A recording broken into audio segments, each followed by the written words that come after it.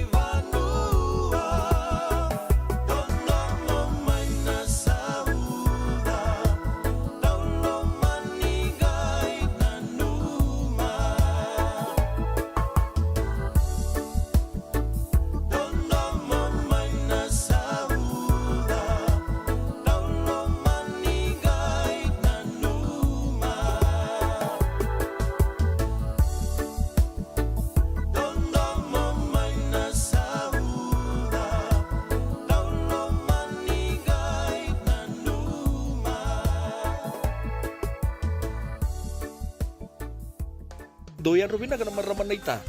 Do samba di ba kusa-kusa iwe. Yandra na ita. Kita sili katalaw mande na Orange Lounge. Maleka. Warasan ba di kata-kata pinakasartunga toboy siyang pambakaw. Ngay way dala tukin ng bata. Koe serengan kori. Sono ngono santa pinakat serengan na kenta kakana. Di na to zoko. Kaya kitusan ng berata ni baga singalebu, kitusan ng gali baga kabing ngaya ni kina. Na Orange Lounge, katalaw baga singalebu siya baga kabi, baraw tayo ito baga manggosang gay totokan na buno ni kana. May namenda to ito niti, kanay baga singalebu siya baga kabi, may baka na baga sakera, na sui, ikatabu teke, roro baga lolo, kaya na vida tale. Giraraw mo kila na menu ni singoya, na Orange Lounge, tolo-tolong dua, Orange Street, Santa Rosa. And dua tala na taman ni Vingarabi ni Divine Group of Companies. Dola man na wala kaloka na mataka, kina wala kaloka anambongi moniti kina singatambo na Orange Lounge. Tolo-tolo dua, Orange Street, Santa Rosa. Kalawa kay Mrs. Titilia Naitini. Darungo di kina nabi hulu tanga bimbi. Kanda unrende na kina nabi talonota ki se usay ena matanalebu. Ulu tanga di toso kiliw. May boyong giti kan daw velabeti. Romodan ni 7 na 10 miniti viti na may Singatu City, 7 na 5 na 10 miniti na may Singamuniti Emerke. Nadamoy kalawa kay Mrs. Titi Lenaitini, Romodan Dundunga, and Radio Bulondova to San Francisco, may kauti kanda batamay. JJ's Food Shack. Itigo kaya kina nakakana mga biti mipakana kokonda. Lobong, benga ni ngay kanido ito na bundi ng dalo sa tabiyok. Nakakana po mga lang mipakana steak pakayalo ka kina coleslaw. Woo-wee! Nakarito sa wada ba din na kanikanakana. Kaya itigo talaga na nono specials and ang lomo ni mga dawa. Daw tamba na Facebook na doy ni tiwa yan. Ang bani manray pay kaya na bungatali. Gawin na JJ's Food Shack. View Valley mo Billie Jean Street, Santa Rosa, California. Kaya talagang rato dili mo yang may Santa Rosa, may yato sa ni Kinavato. Giritirto sana Kinavito, sa mabitu, tolo vio tolo, dundu al limono. JJ's Food Shack, Santa Rosa, California. Nungu chisu, nungu badua. Dorongo de na vimaman yono Kinavito, and a kawni bugululu, we came to California. Wei mamani ruane kavi kina tolu and a single level ni lotilevu wei kemando ibiti e warotaka na New Methodist Christian Fellowship USA rogode na Radio Bulandova ta San Francisco me kauti kenda vatamai Radio Bulandova ta me kauti kenda vatamai mai San Francisco ki pura sema mai ngai waseyani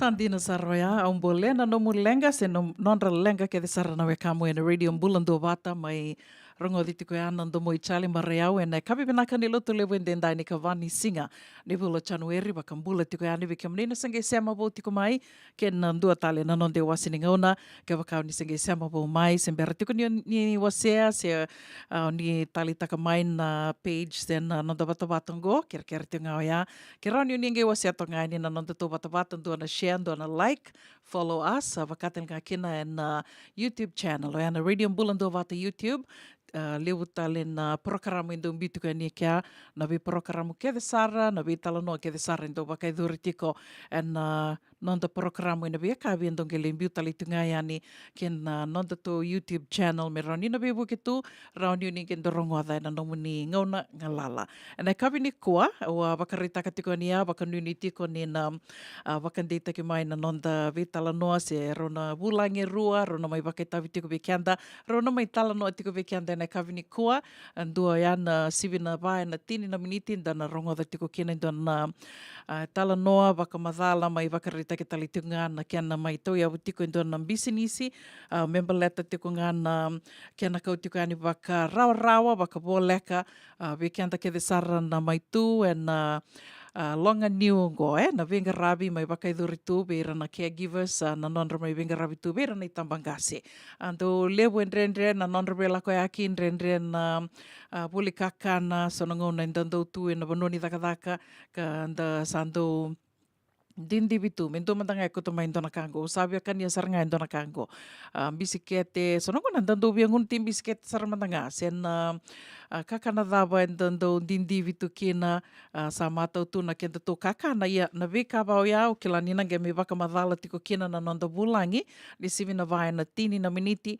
dona kambani vo ka sange mai tau ia tiko ngo and bono libongo California na yadani kambani tiko ana Skytrade International. Skytrade International. Ken na wakamatela layo saritika mani ni sema tiko ngā mai o tiani 75 na tini na minitin dan na sema saratika ni kina verto mai waga New South Wales na buku ni vengaravi vera na nonda karsangole ani Australia sala ki vengaravi tu na programo ni NAC.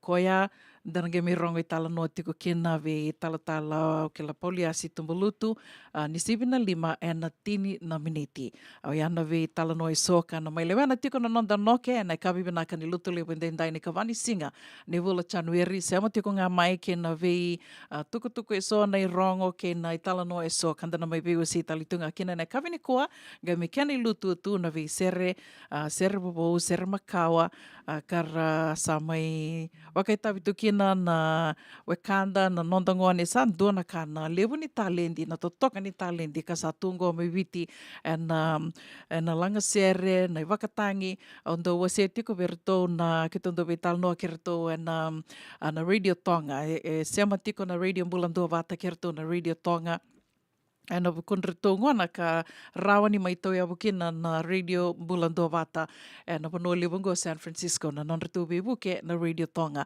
ketong do vital no vakalebu dona ka kito bakandina dinataka ni oira esenga soti ni levu na talenti me baka enda vakelas enda reida vera na ngone ni viti weekend to do tani na nondo to vakatangi rando tali taka mandanga mera rongo na nondo to vakatangi kena na sere so endo mai vakatangi tiko andi na nonda to bata ngora radio bulando vata orto na tonga na Samoa da sakilavi na katu na nonra matangali sere na vakatangi utiangi do libu talanga ngona na nonra oira na dolanga sere na tonga na Samoa rando langa tatalitunga na sere valange merange langa tatunga na keni langa era baka me salavata tu ke na nonra mbula oira yo kenda to dua tani vakandua koia au do mantangana kai umaru taka kina na nungu do venga ravitu kani na visinga ni kila na vakatangi koto me vekanta na marau na vakadengo kemani da loma bimbi tu senta loma odo tu Daronga tu mantangani bakatanga bakando tukun din tono nunggu tokani ko to tono ko ondo talita kanandani si na kaundo daka basana ngona ya na no bakatanga seranga on seranga ka ko on nga nunggu music o sange tu dake mateni ilo sange musuka tu kya vitali manda sinindo e radio tu sana musuka sar tu mantanga kya ya vatu ya na bakatanga ko to me weekend na marau no bakadengu ngalala na bakasama koya kau do maru takatu na nunggu mai venga ravitikani veke muni and a vea kavi and a radio mbulando vata San Francisco. Waka mbula tikani vi semi indriso, nimbula vinaka, wakatala kina vi Daniela Pauline Wainingolo, vinaka wakaliva na sema tiku maya na kavi niku wakena vea kavi, sengatala ningula davitikina Chone Tani Wanga, nimbula vinaka tevi tambolayara, sema sartiku mai nanronga rewanga nanronga iar to bakarita ketiko mai nonda nindu na kana kata ni singa ervakila tiko mai viti bakanuni bena ketiko ni lebu tiko ngunu wai bata tiko na mango senga beka na mango na bakyong ko ndu atal nota ketiko mai na bula sawu tiki robital no tingi tu no ko senga sartunga na mango na bakyong ko ia savatu anda savakan dina takatunga na kena savi so tiko na raki vi so tiko na bulai mula vinaka Leah Hodges vakanuni vinaka tiko yani vinaka mai kanaika isa totoka dua tani na kana nika mai mulia au wakasama takasartonga ngo en dua tani kamida senga ni toto vata tali kena ika ando mai kania tungo do mula vinaka na venga ravi tiko mai kokomo waka nuni vinaka tiko yani vikim do na buku ni venga ravi waka idur tiko mai sanangori waka mbula tali tunga yani vikim do kede sara na maraman do venga ravi tiko ngori na vibono ni venga ravi so na Marin County Sonoma County wakatala kena vikim do mai Sacramento kemundo mai San Jose, nimbula vinaka.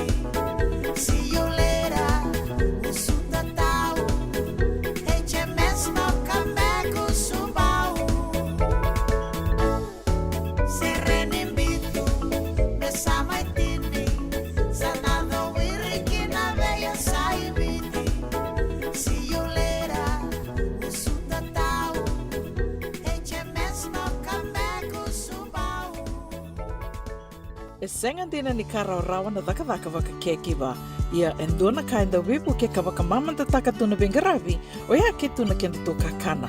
Na ika, na dalo, na bisikete, na reo bata, na sunbells e tinimbulu makau. O kenda tuna senga tiko ni driver, se senga ni waka motoka, kandau Dren na tutu beto seki, erto satu wakarau na Divine Pacific Food Mart mai Sacramento, merto taladeani na nung ni boli-boli.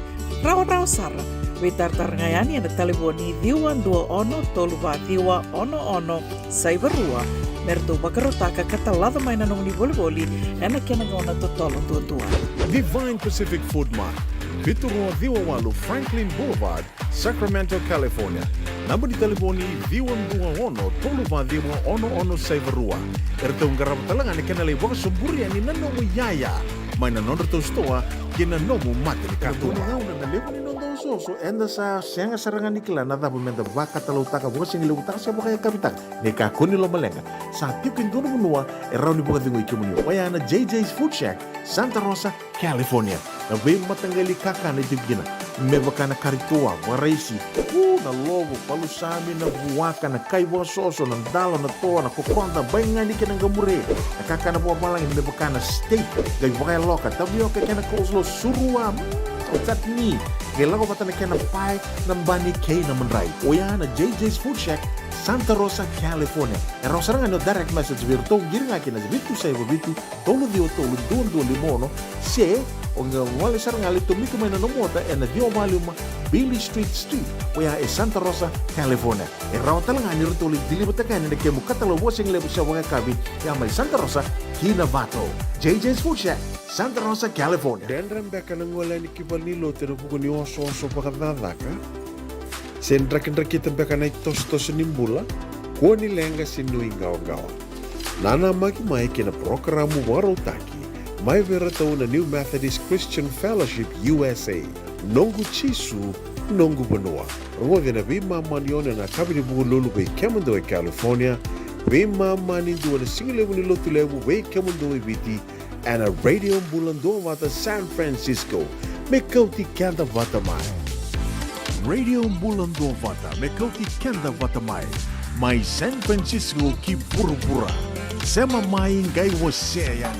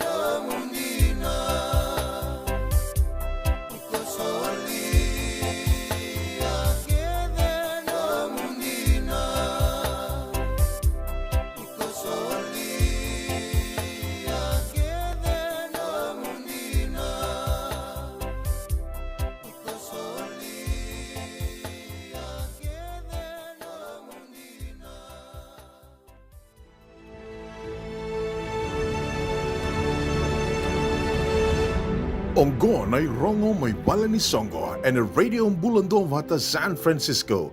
Mekauti kanda vata mai. Pidanga nei tukutuku ia dhara tiku mai e na nonde wasininga ona ni rongo mai vale ni Songo e na kawi vinaka ni kua. Matainga ni tukutuku mai veretona Loloma Club. Esure te raramba tiko. Veretona Loloma Club kina ndua na Cover Barrel e na wakaidhuri tiko e na wakaroa isaranga ngo. Nei ka ono ni singa ni vulo January. Wakaroa ngo nei ka ono ni singa ni vulo January. Ngo vesure te raramba tu ihani ve kiamni ke sarana tiko mai na East Bay. I California wakatanga kina ve kenda tau e na North, South, Sacramento, kena bebo na vole kata. Venga na vanua e rao ni o ni rongoda kena nei tukutuku ngo ni na numani na oni na ngandi e sombutiko mai na mo ni madhango. Andala ke sote ani kena Cover Bar na Pacifica Island Cover Bar mai Hayward. E na Rua Vava Vitu Lima. Mission Boulevard, Hayward. E na buku ni sasanga ni Cover Barrel ngo. Tolu sanga bulu ng dola na iduruduru. $10 na roti kari. $10 na roti kari, tolu sanga bulu ng dola na iduruduru. Non reto sasanga tiko na Loloma Club merto na veto koni bebuke. Veir na ngone buli mai mba e na wakawakarau ke na teke buni buli ni amba ki ngo. Vekium ni na senga tiko ni sekilana ngona dhawe teko butali kina na buli. Wakambote ana matai ni madhao ni February mbeka sana teko butiko kina na buli mai viti. Na kena tiki ni singa sambi utali tonga ene na nondoto bata na radio bulando bata na tiki ni singa ni matai ni wasiwasi ni buli ka rua ka tolu wakatalanga kina na ngona ni sereki. Ia gona nonreto sasanga tiko na Loloma Club merto na vebu ke tiko yani e na wakawakarau ke na teke buni buli beira na ngone mai mba. Ka ruanga ni tukutuku e atharau tiko mai weekenda e na kawi vinaka ni kua lotu lewu nai ka wani singa ni bula January ngo e ndua tiko ngana veisureti raramba ve kimunike the sara na vuli oti. Kemani na vuli oti na korni vuli na Latter Day Saints College na Fiji LDS School Alumni California Chapter. Vesureti raramba tiko ngo ki na ndua na nonda mbose matai tali tungani nonda sota kana wakaidhuri tiko na wakarumbuka na ikarusanga vulka ono ni singa. Ni vulongo na vula January na wakaidhuri tiko na nonreto tiko na saumbuli na yau. Na vitu, diwan, dua, vitu. 43rd Avenue, Vitundua, Vitu, 7917 43rd Avenue, Sacramento. Teka butiko na Vitu na Kaloko, wati na Wakaekavi, sanangai ndua na nonda mbose. Ngoi sange matai tiko ni nonda sota, e na bukunga ni wakawakarau ki na nonda reunion level, LDS school reunion level. Kena wakamatei lalai, ningai sema tunga mai kena radio mbulando vata, ni sasanga talanga, nana makitiko ni dana laki sota, ni kina wakaleo level. Fiji LDS School Alumni California Chapter. Matai di nonda sota na wakaidhurutiko na wakarambuka na ikarusanga buluka ono ni singa. Ni vula January. And nonreto tiko na saumbuli na yao. Matabubali na saumbuli na yao. And 7917 43rd Avenue, Sacramento. Teka butiko na Vitu na Kaloko na Kavi. O wakambota na iyo wakarambuka na ikarusanga buluka ono ni singa. Sama tinga mai kina radio mbulando bata na kena tukutuku matai lalai. Songa dhavando lewena tiko. Sendo sengai na vuda tiko me na tau ia vutaki. Venga na vono ni sama tiko me kina. Venga na vono ni rongoda tiko kina na nonda ngauna vatongoa na radio mbulando vata. Raunio ni vakota mai na tukutuku ni namundu sasanga dhavanga. Namundu i songo beka ni vuli oti. Sen namundu i songo beka na koro, na matangali, na tikina, na songo ni yasana beka, sen songo ni lotu. Akela ni tu na nonda ituba member leta na vikaso e na ngarawa tiko yani na mbaki vowango na lotu dhakobata se na soli se na mbose se dhabanga ni bako tamai na keni tukutuku roni na mai kadhi baki wali tiko yani na nonde wasininga ona ni rongo mai wali ni songo do me rongo di tiko yani na radio mbulando bata San Francisco ni bako tanga mai kina nonda kina messenger na radio mbulando bata rautelanganyo ni vitartaranga mai biau ona buninda kua na messenger se ni rautelanganyo vitartarani vitale mata kimbau tiko talangana messenger vikimnina rau beka moni taliboni sena text mai na taliboni vasaiva walu vandua tolu walu lima vasaiva walu vandua tolu walu lima.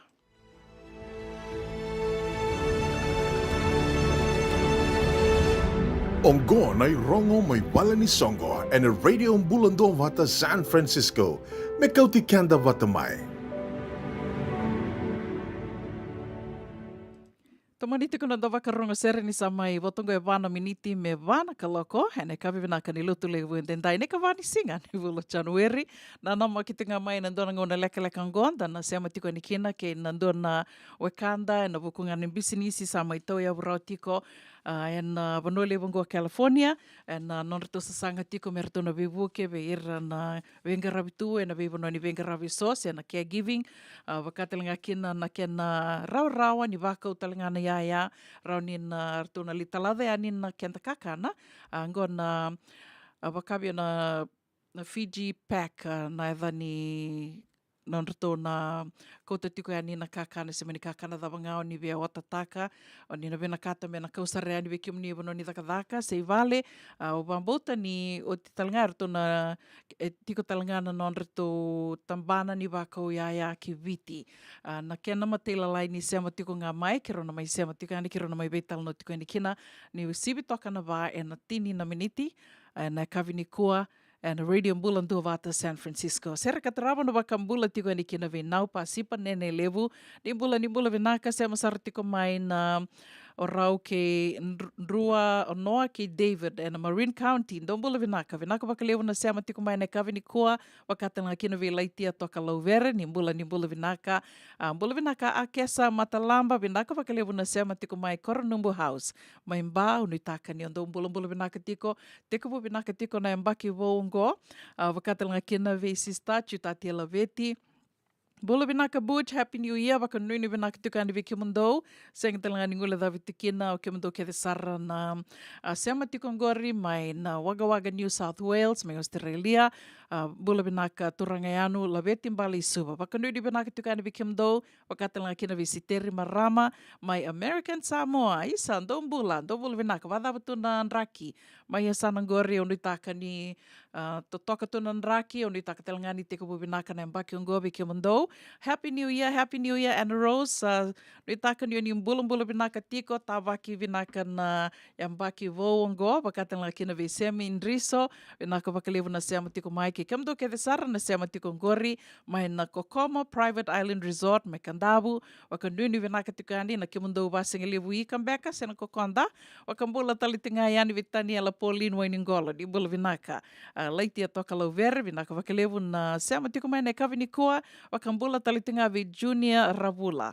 Salolama talitunga vi kiumuni, vinaka na sema tiko mai ne kavini kua, wakambula talitunga vi kiumuni kia na vako lori tiko, pengana vanua ni vako lori tukina na singi levu, na kavi na mbongi levu ni kua, ni mbula vinaka. Go ahead on, break them off with a little pre-music and remix.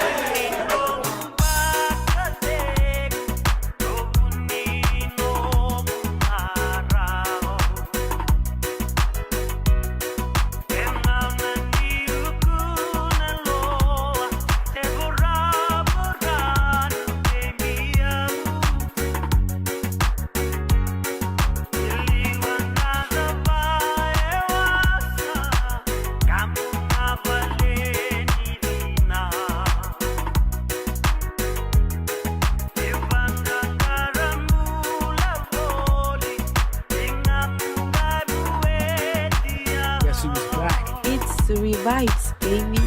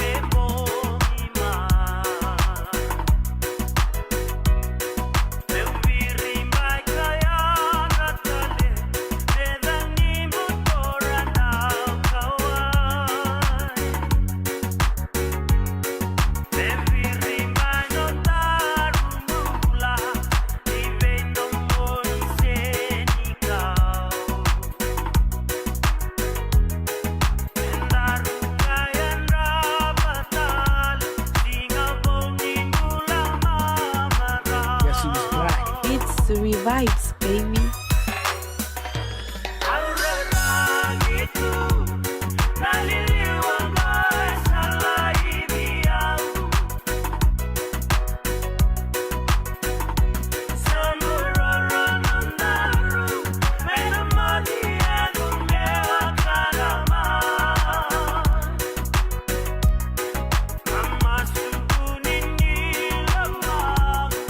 Emang di kasih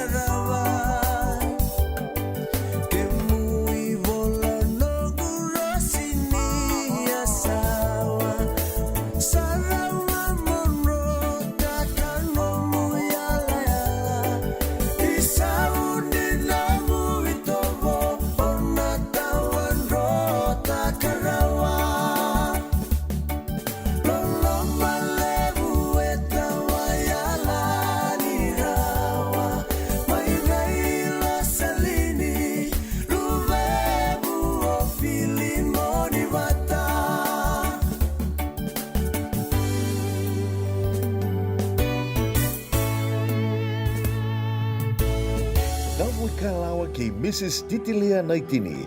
Daurungo di kinanabi ulu tanga bimbi. Kanda unrende na kanabi talonota ki se usay ena matanalevu. Ulu tanga ni toso kiliu. May boyong giti kan daw belabeti. Romodan ni 7 na 10 meniti viti na may Singatu City. 7 na 5 na 10 meniti ena may Singamoniti Emerke. Na damu kalawa kay Mrs. Titilia Naitini. Romodan dundunga and radio bulan doma to San Francisco. May kauti kanda batamay. Doyan rumina ka naman raman na ita. Do samba di ba kusa-kusa iwe? Yandra na ita. Kita sila katalaw Monday na Orange Lounge. Maleka. Gurasan ba di kata-kata pinakasartunga toboy siyang pambakaw. Ngay way dala tukin ng bata. Koe serengan kori. Sonong una santa binakat serengan na kenta kakana. Di na to zoko. Kaya kito sa nang berata ni baga singalebu, kito sa nang gali baga kabingaya ni kina. Na Orange Lounge. Katalaw buka singalebu siya buka kabi, baraw tayo ito buka manggosang gayon totokan na buno ni Kana. May namenda to with unity, kanay buka singalebu siya buka kabi, may baka na buka sekera, na sui, ikatabuteke, roro buka lolo, kay na vida tale. Giraraw mo kila na menu ni Singoya. Na Orange Lounge. Tolo-tolong dua, Orange Street, Santa Rosa. And dua tala na tamang ni Vingarabi ni Divine Group of Companies. Dola man na walang kaloka na mataka, kina walang kaloka anambongi moniti kina singatambo na Orange Lounge. Tolo-tolong dua, Orange Street, Santa Rosa. JJ's Food Shack. Itigo kaya kina nakakana mga biti may bakana kokonda. Lobong, benga ni ngay kanido ito na bundi ng dalo sa tabioka. Nakakana po mga langi may bakana steak, makayalo ka kina coleslaw.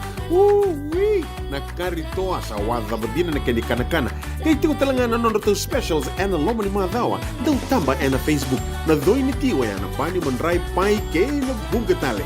Gawin na JJ's Food Shack. Viwali mo Billie Jean Street, Santa Rosa, California.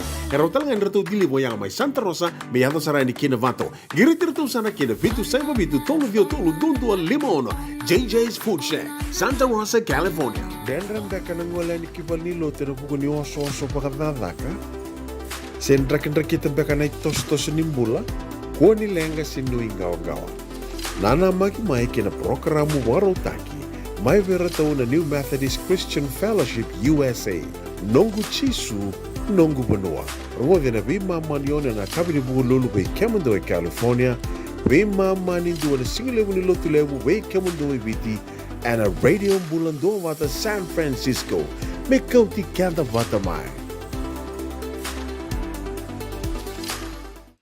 Ano radio bulando vata sa may sivitang ko na vai na tinikaruan na miniti ya awat ko na tiko nianin dan na may sema tiko kay na ando na kanta na buku ni business sa may tao ya bro tiko i California na Skytrade International ya ninda se warra ki ko toka tomani tok mandangana nonda wakarongo sere na kavini kuwa kay na beulu tangay so bakaso kumuna tu may ngo menta may vimbulang wadi tu ani kina ando na ka ko kilani wasa tale tongani na bula sa otio ya na kena sa may kuniti ko nito sa takiti ko na wili nito bi mate go na COVID-19 bakatan la kina na influenza kina ndor na mate na tukuni na mate go e kabakai na tobi ko na bakila ni na leka na nomuidengo na ndrendre na nomudengo na bubu e be bakatunga na ngurongo atiko baka samatake go e be bakatunga na mate taka ninda kila na mate taka salabata tuke na bata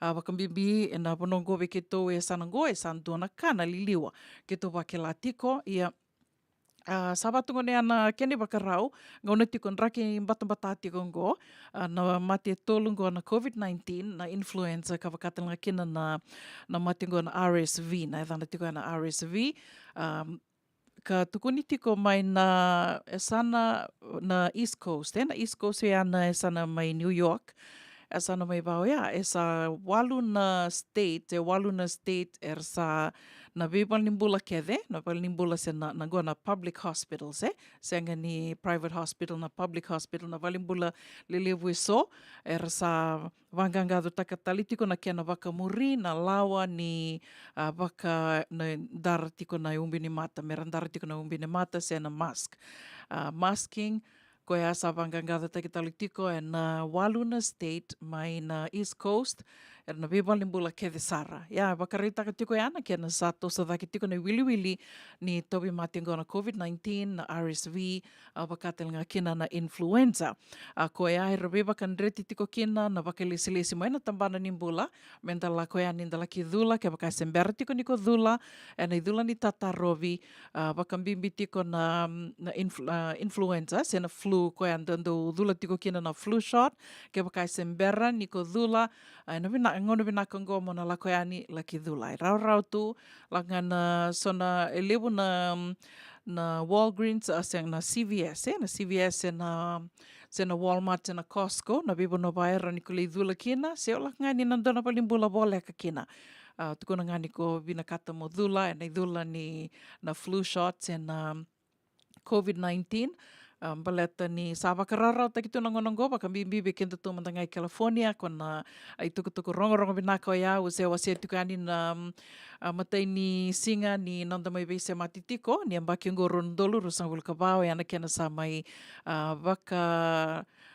baka donui menda lore ke baka puni wai rauni ko lako annually lore baka puni wai kasenga ni na ngandre kina na nomo insurance rao kene balambalea ni kenda kede se baka pepa se senga that you do qualify for Medicare kona Medicare ya baka tu na insurance ni matanitu kasulia na matanitu baka bimbitiko and state ongo California ya na lawa ka koroni tu kona kina senga na ulumbale dena binaka mitu sana la kumatangan tu daka kenda to yani to lidula senga sartungan indona kena lenga kenda kila kede mai biti nda senga kalalai mai wirna lubenda ya indona ka indo lava ke sarangaya menda dula rao ni mera mandangan inda kutira ni buli senda mera serangai sudunga sati kebu na nonra dula tiko na idula ni tataro bina buku ni mati so kasala ko may na yambaki sanga bulu sauti ya kongonea menda kaku ni rervaka na idula se tumbeka na nuingao kina sobi kianda au beba kongeti ndala kani ndala kidula senga sartunga ni dona kena langa ya nitu kuna tingo na idula ni tatarobi ni COVID-19 sen flu shots na RSV au bia wakamatata takatalingani ni roase talitu nga main na dauni ira na wakilisilesi na tambana ni bula ni kebakai sa tiko rawa na mate se underlying conditions ke sa tiko rawa na mate onga idula ya isenga ni kene mbale ya ni na senga ni rawa ni kotobi mate se na senga ni rawa ni na wakalenga iko na padai so na iko na dula rawa ni ko na duri balimbula ya na senga sotini on na wakila na bimbi ni mate ke baka iko dula na dula ni tatarobe ko nga ya au ni taka ni rawa ni na baka sama taka toka baka bimbi dan kaku ni baka wali taka baka bimbi ni da sarungo da tiko ke baka ndando baka mureti ko na itukutuku na nonda banua na banua libongo Amerika na ngonongo sa walu na state sa baka ganga tota kitali tiko kina na kenandara maki na umbi ni mata na bibal ni bula ke sara sen masking mandate sa tiko butali tiko ya ko ya semberniado mai bekenda to i California y ndona ka turo ni nada kavo ya menda to tango maki kenda to tikina to sa samba tiko kino ya me to lako yani to lidula sona panua ke bakai ko lako kina saroni kon dar sartu mandangana mask ke bakai ko riba bitaka se baki lama danga ni sabia bia ambada toka sabia baki lava kalilai nambada ya ndona kavina karoni tona da kava tiko bakatelenga kina na nonda kila lista lena basics o tukuna tika na me bakana bulu-bulu. Nonda bulu-bulu wasama kawabo kitu na hand sanitizer na vikava ya rani na bukea na nonda tiko mbula-mbula kanda sasambay tiko may na kena rani na bito binabi mati liliwi sora sarni na bakalengana nonda mbula.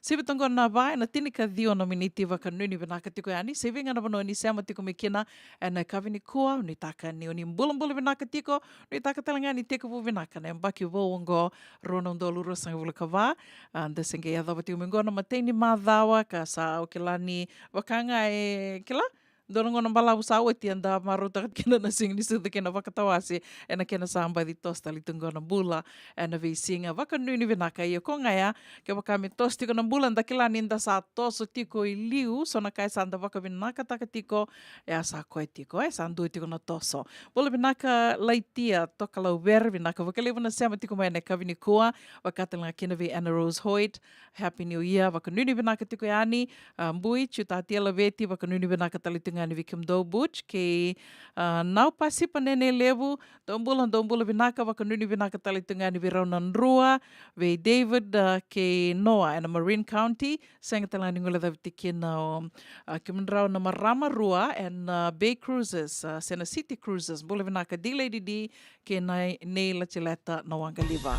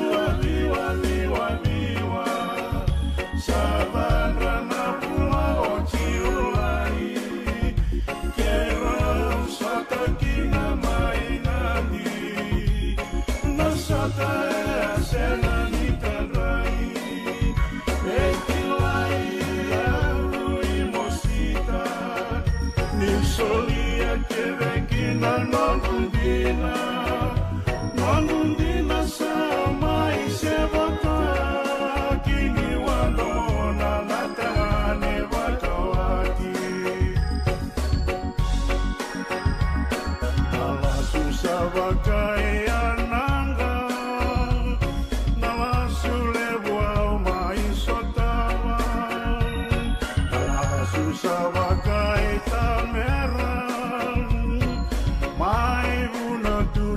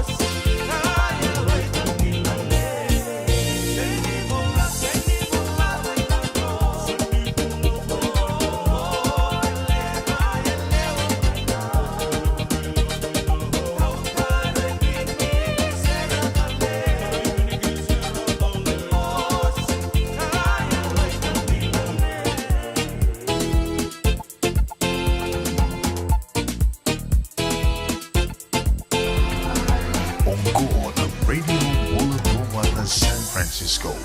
Mekoti Kenda Vatamai.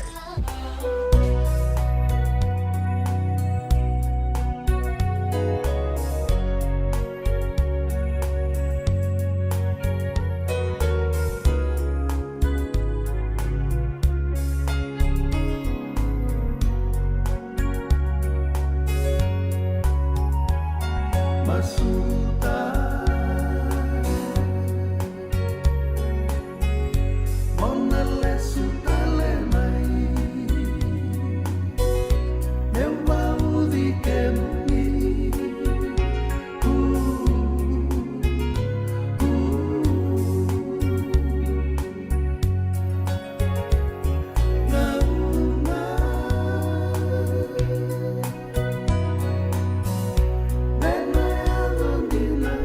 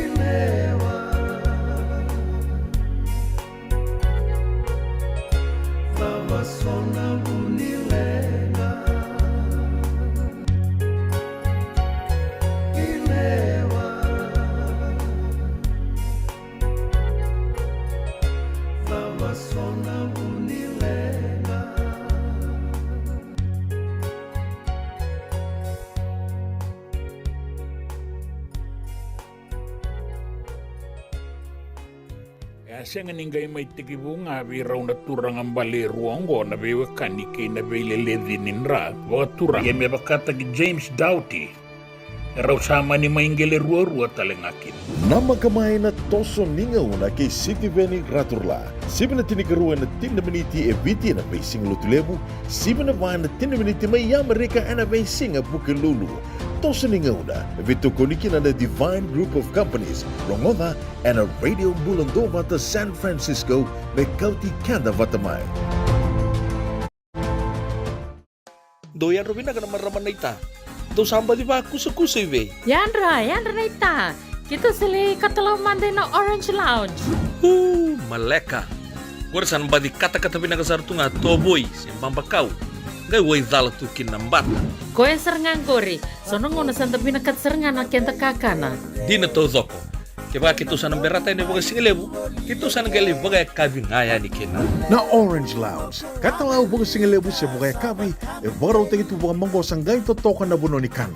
May namenda to ito ni ki, kanay baga singalebu siya baga kabi, may baka na baga sakera, na sui, ikatabu teke, roro baga lolo, kaya na vida tale. Giraraw mo kila na menu ni singoya, na Orange Lounge, tolo-tolong dua, Orange Street, Santa Rosa. En dua tala na taman ni Vingarabi ni Divine Group of Companies. Dola man na wala kaloka na mataka, kina wala kaloka anambongi moniti kina singatambo na Orange Lounge. Tolo-tolo dua, Orange Street, Santa Rosa. Dendran beka nang wala ni kibalilo tino buko ni oso-oso pakadadaka. Sendrak-ndrak kita beka na itos-tos nimbula, kuha nilenga sinui gawa-gawa. Nana magi mai kina programo waro taki. Mai vera tau na New Methodist Christian Fellowship USA. Nongu chisu, nongu banoa. Rode na bima manione na kabini bugu lulu bei kemundo e California. Bima mani dua na singilebu ni lotu lebu bei kemundo e viti. And a radio bulando wata San Francisco.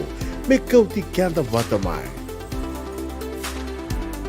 JJ's Food Shack. E tigo kedi kena na kakana boga biti me bakana kokonda. Lobong benga ni ngai kani itu na bundi nan dalos e tabioka. Na kakana boga malangi me bakana steak baka loka kena coleslaw.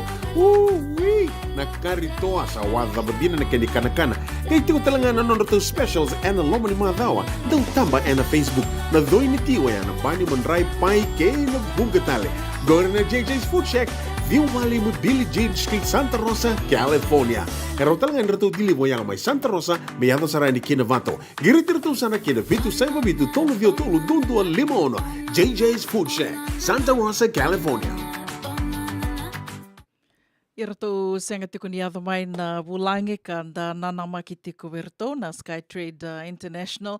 Au sahaba kanuni tiko ni irto rauni na siama tiko nga mai na dorango na leka-leka ngo ya 75 and tini na miniti da sana siama sara tiko ni kina verto mai Australia and buko ni benga rabi kawakai duri tiko kina kila ni lewu sara beira na turanga na marama mai viti rasa ngoli tiko ya ni na buko ni benga rabi sena porokaramu na nek rasa le kithaka tiko kina mai Australia rawe na kiti kina nambula ya na kena i tala noan dan ngai sema tiko ni kina be tala poliasi tambulutu o ya ni 75 and tini na miniti ko sureti ke mni mo ni sema tiko ngamai kena radio bulando vata benga na bono ni sema tiko me kena ke baka ndo tu so ni tala noa o ni bena kata menda mai rongo ada tu nda mai bewa se ta tu mai bulango di tikino ira nando sema tu mai na leoni matubu vale ni radio bulando vata ninge vetar ngamai gona nonda to wata kani bewa se tu ka ndona kai tali tu kina go ni rauni nda mai vese mati tu na vese burubura kanta sama itu kina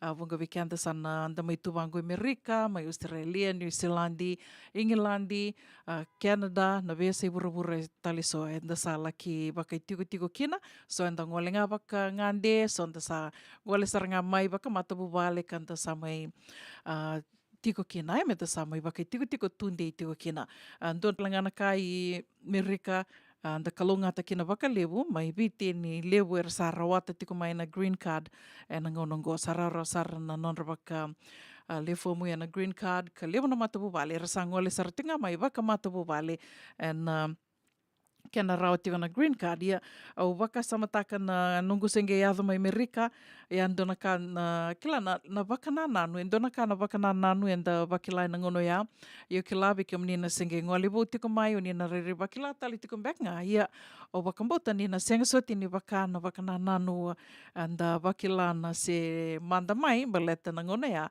se ndrendre kina na vitartara ndrendre na senga mandanga ni rao ninda vitala no tu vangome nda virai tu na taliboni na video call o te anga ndau sau lewu tu na isau ni giri nda gei vangara phone card rendre o te amenda gei vangara taliboni a senga talitunga se senga kina na cell phone na ngono koe sa rawa tu na vetala noa na vetaratara a koe au senga ni vambota ni na tarambisa ratiko kina na wakana nanu i viti se na vera na nonda matapupali ia ndo talanga kai roni nda waka vinaka tiko kina ka vambota ni bukia talanga waka levu na mbula ni veitala tala o ia na nonda ndo mai vese matitu and social media vango na nonda tu bata ngo na Radio Mbula ndo vata San Francisco na Facebook kena ve bata tali so and do mai ve se mati tu kena ia tiko nga na social media kena technology na kena sa tos tiko na bula na ngono go tos tiko na kilaka na mona liba na kena sa wakanga taki wakalebu na mona liba ndo na katalanga e tumbu daki tiko kino ia na butako rara sar tiko na butako au sando wase tiko ni wakalebu ia viketo ia sanango California lebu talitunga na butako ngo na butako sar mandanga me relax ni rambutako na vez to lewe so na kena lenga ngonea na kena sa lewu na butako sara songo sara mantanga kena lewu na sto rongo lewe so na sto lewu era sa songo baleta ngona ni rasa rere vakatu na butako endo mai daka gair na butako tiko ngono go senga ni rambutako lenga merlanga ni rakutani ya sara lewu talanga ver sara vakanta kaitu lakani na butako na sarau saranga ni ra wakamatira na thaka tika na lomani stoa mera ni rau kina ngua na butako alenga ia wati nga tiko nga ni talano ni butako waka samataka sar na bongi o waka mureti ko na news angei kada mboti saranga no gondrendre ni waka samataka ni rongo na keni talano ndo na turanga go kila ni David tal nota kana butako senga itu nonda vakasama mendo butako tu ento na wanga buka sange tu koni tungone ani dua na poilate butako da mo na wanga buka go mai Las Vegas ge buka mai California butako tu koni ngone he stole a plane sambu saroni taka tiki ano vakatanga dengan ni butako satu sa mai sombu kele na wanga buka sanga indro ko ya na matangali butako sa vakatu nonda burbura butako i California butako da mo na wanga buka mai Las Vegas i California wakada batiko mai na vese burbura soni sama tiko mai kina na kavini koa wakambula tiko ani vikimuni suret kimuni ni sama tiko mai 7:05 na tini na meniti dan rongo tiko kina non ritoi tala noa mai Australia. Bole vinaka leitia toka lovera ki kimuni ke sarna sama tiko mai na kavini koa bole vinaka Anna Rose Hoyt sista Tiu wakatanga kina ve nau pasipa nene levu ke kimuni ke sara na rere sama tiko mai ka usenga ni reda tiko na dhamuni o wakambula talitinga ni ve kimuni ene kavi vinaka ni kua wakambula talitinga ve kimuni na venga ravi tiko ene ve valni mbula so ve vano ni mbokumbuka o ni andra tiko kina na stesen ni visa ene ve vano so ni sama tiko kina mai na ve se wurabura dhavanga o ni sama tiko mai kina gome na nomuni tiko. Talanoa ni Seni Lili mai vertona RFMF Dance Band and Radio Mbula ndo vata San Francisco.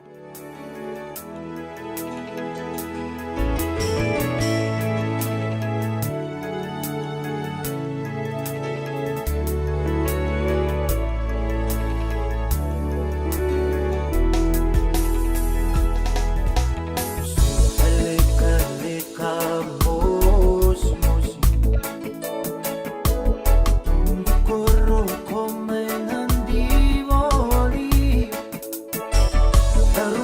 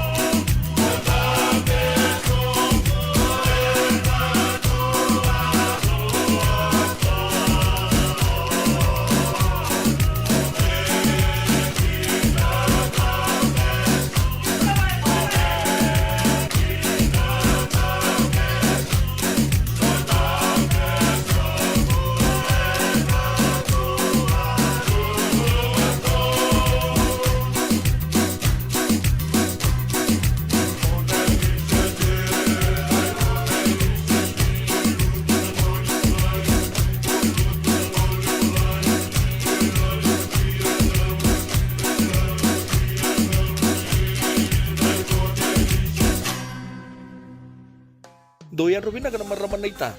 Do samba di ba kusa-kusa iwe. Yandra na ita.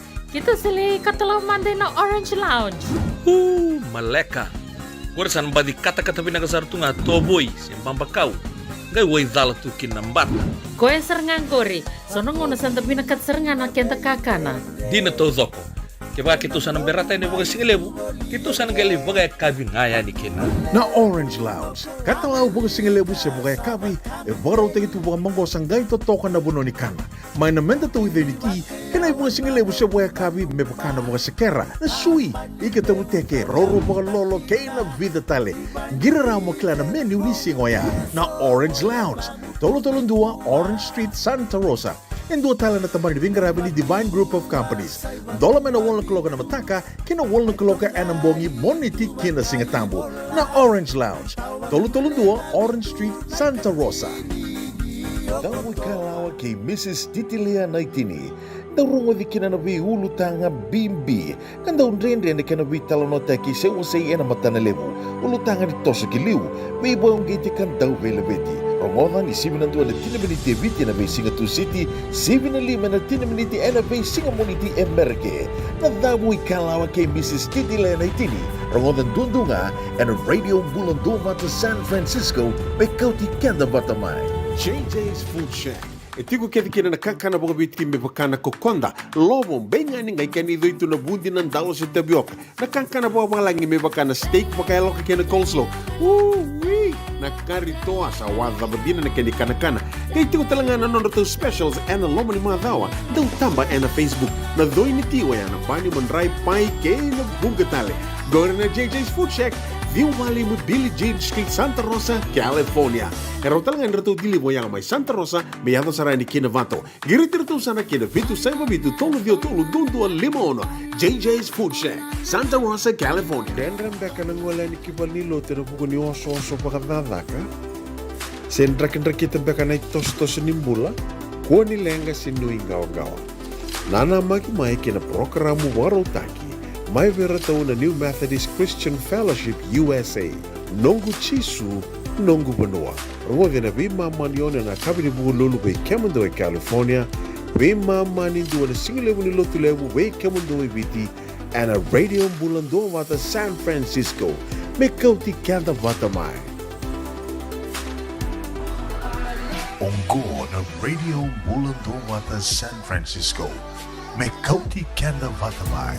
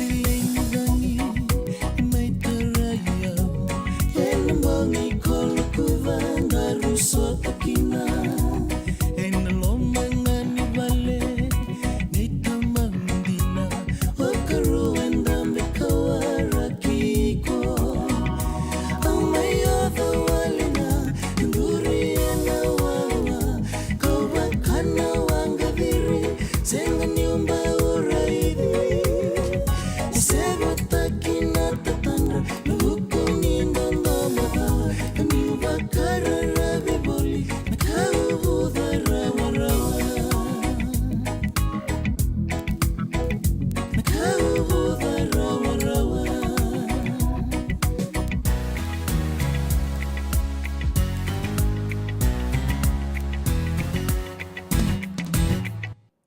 radio bulan do vata mai vertona bola ke naturumbo ya na kabe binaka ni lotule wende dai ne kavani singa.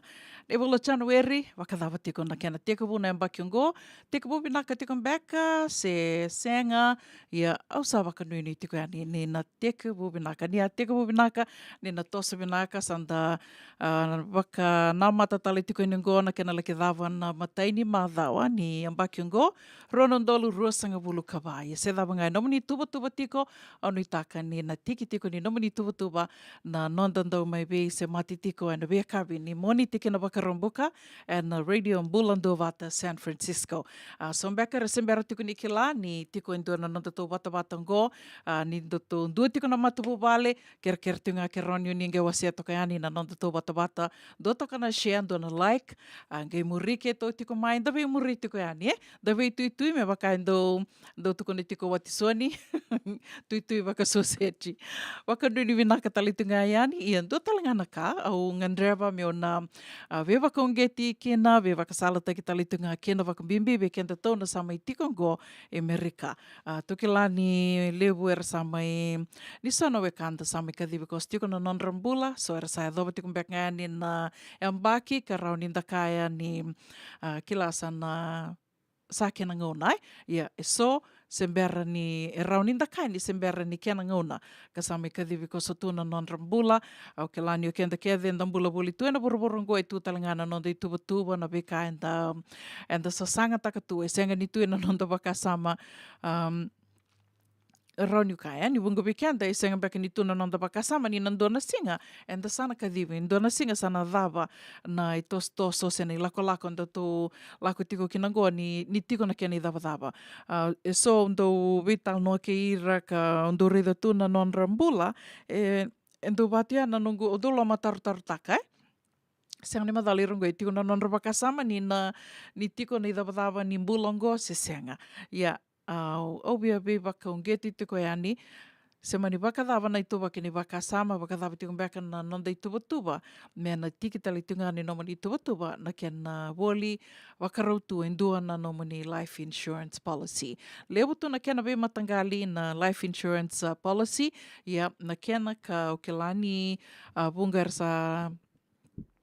ersa kilani o benga rabitu kina ia be kio menina senga tiko ni se kila go endo talangana tambana o benga rabitu kina na life insurance wakatamba kindua kena nonda waka rau kena ngauna sena singa sana kadhibi kena na nonda mbula waka wawalangi na kena itukutuku ni tiko ya na final expense coverage sena funeral funding kilani sombekar na watu anon rabakasama nito waka mana tumbeka na mate ia the reality is, ni nandona singa, e tōna e dhoba ke deani, whether we like it or not.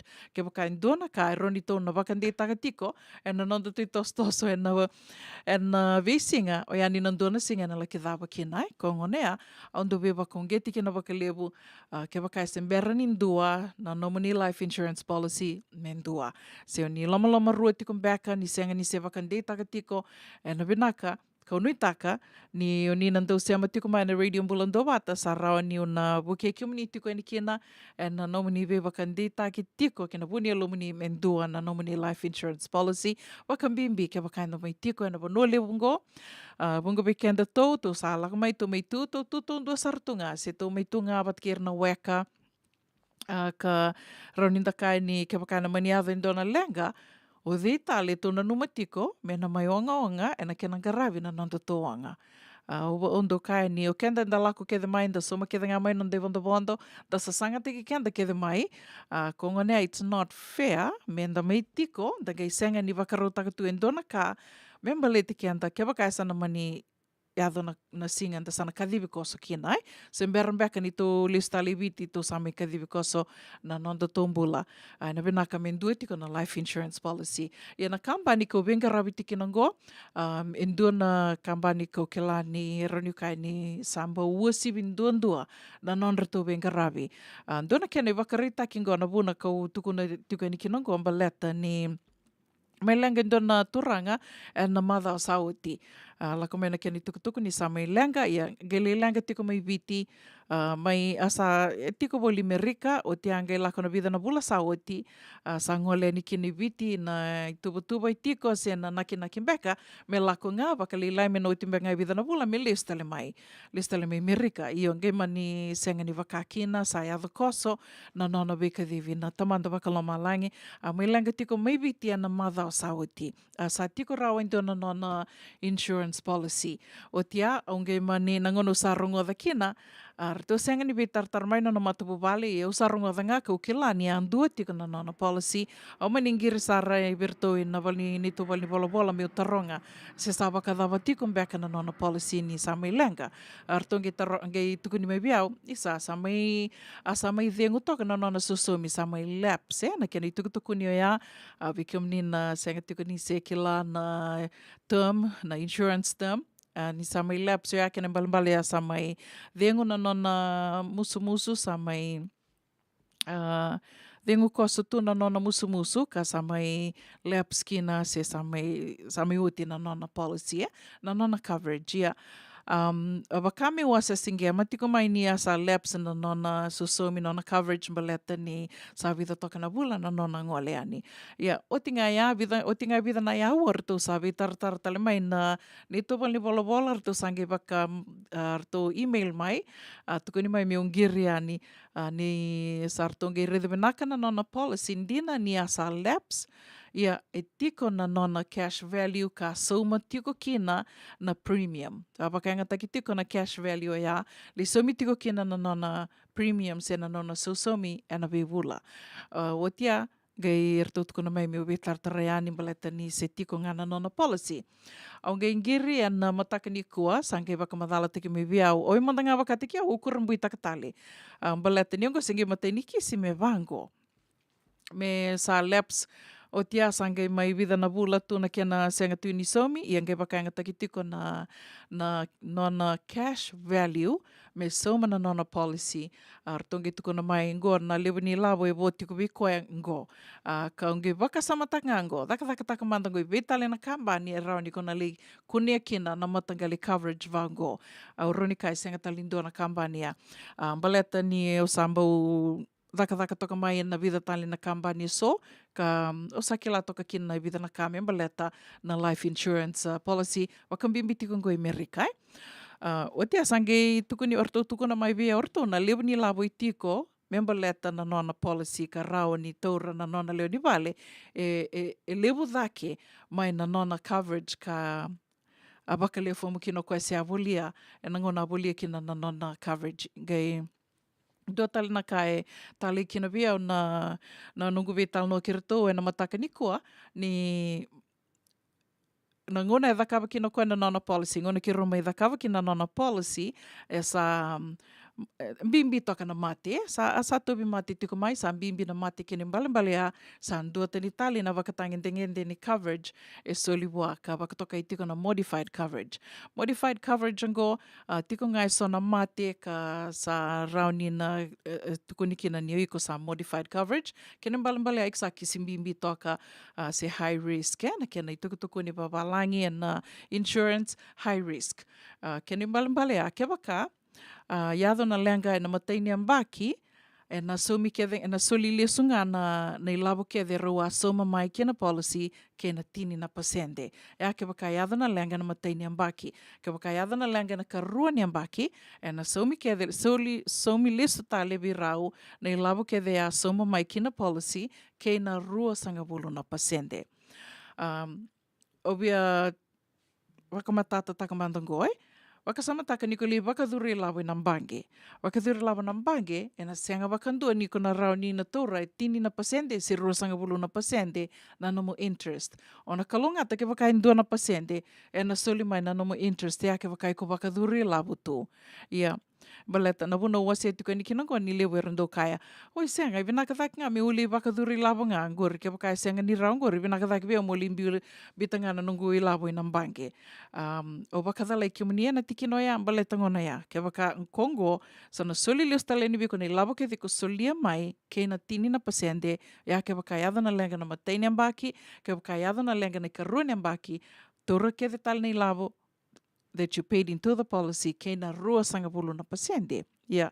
Ke waka e sa oti rua na ambaki nge adha na lenga, then you get the full coverage. Na coverage ngai ko aboli ango, au waka madhala takatuka ni na kisi na nona kisi na turanga ngo mbaleta ni asa high risk e na ngau nangai mai waka leo fomu kinai, so modified coverage. Yeah.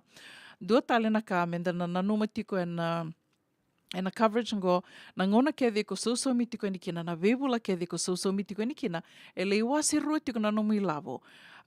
Go na nduindu e tiko mai na coverage ngo na whole life coverage ke na term coverage. Ke wakai korongoda dona kambani ko na libuli talakina na term coverage.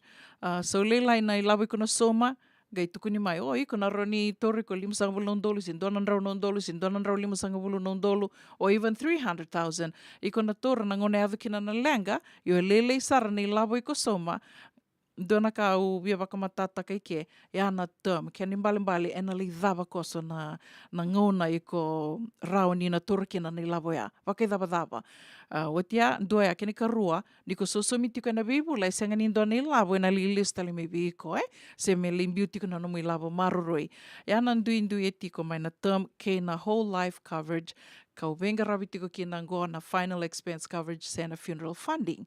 Na vibula ke ko sosomi tiko li wasi rua na nomu ilabo, dona kene wasi somi kina na nomu policy, dona kene wasi e limbiu tiko na nomu wakana ilabo maruroi, yes, and na dhana tiko ya na cash value accumulation account, e limbiu tiko ikia.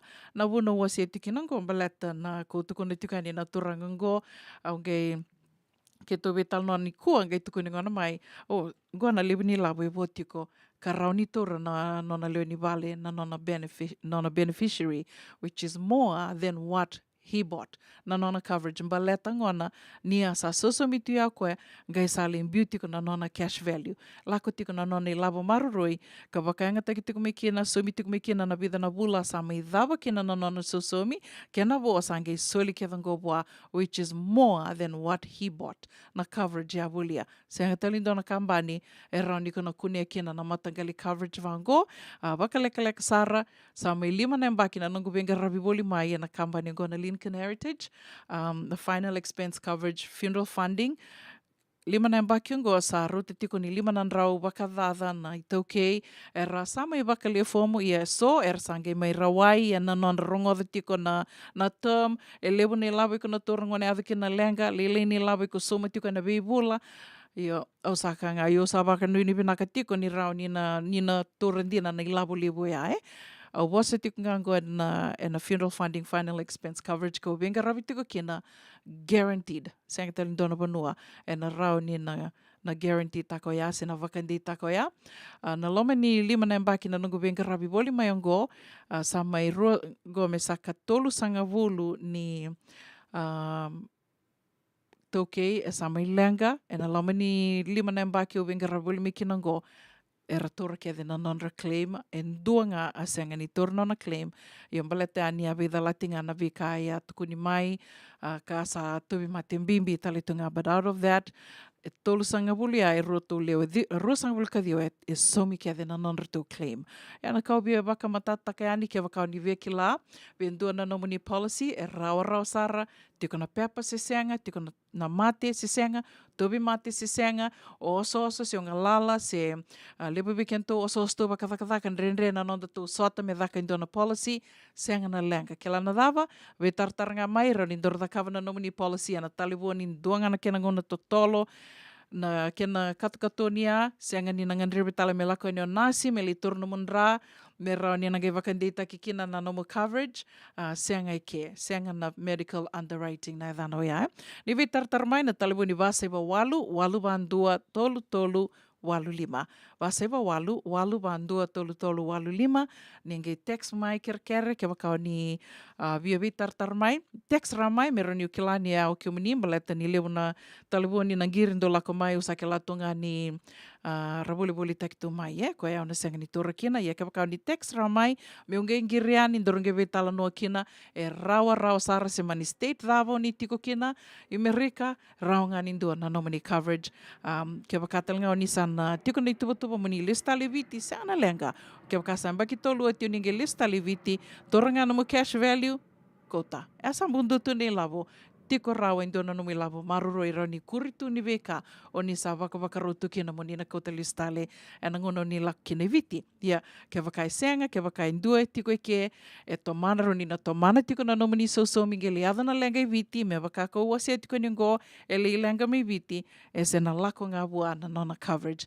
na ilavo ke de kasoma plus some nona cash value ya senga talindo na kambani raunio ni na kunia kino ya kambani walangango kambani dua ngango Lincoln Heritage Life Insurance funeral funding final expense coverage ni ve tartar mai sivitongo na lima na tinika tolu na miniti vinaka vakalevo kiretunga ninge wase toka ni na tukutukunda mai ve wase tiko kina na ya kabini kuwa singelevo ni kuwa mataka ni kuwa sembongi levo ni kuwa vikimdo mai Ingilandi ndombola vinaka tendo mantana sere nimbera nindaga sema yani verto mai Australia ko kilarto sa wawa tiko na vuku ni tala no meda na mbula ngodi tiko kina na vuku ni vengra veka vakaidor tiko ngoma mai Australia mbula vinaka eliki tu ibuna vinaka na sema tiko mai na kavini kuwa mbula vinaka tavale watisoni koriwasa mbula wakata na kina ve Spencer thank you for tuning in Spencer awaka mbula talitungani ve Johnny Junior Ravula ni mbula vinaka Junior mbula vinaka na upasipa nene levu venga na vono ni sema tiko mekina na kavini kuwa ngome na nomunitiko.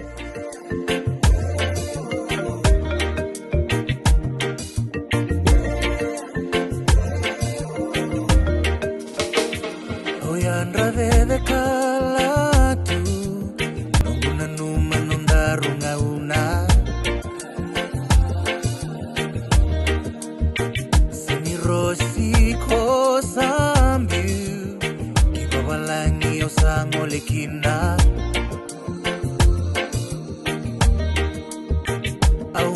de bakada rakida tunambula senga tale nindua sai konga au nanuma au tuya wasaramai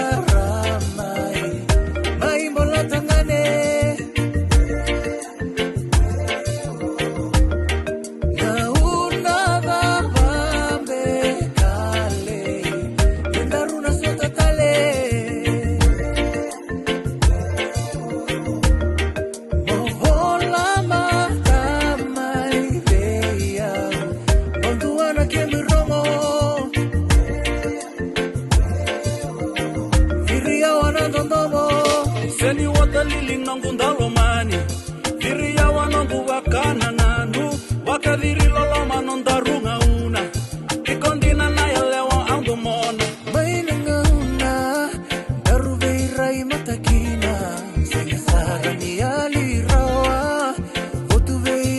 Kamila se sambo nongu liliana umba uvoleka rosibula singa tale nindua sai konga au nanuma au tuya wasaramai mai mbola tangane diri ya wanando ndombo na una bambe kale Daruna sota tale Isa sobo nagulewa Movola mata mai veia Banduana que me rongo Ikundina na hilewa ando mora Ikundina na hilewa ando mora Autuya wasaramai Mai mola tangane Diri ya wanando ndombo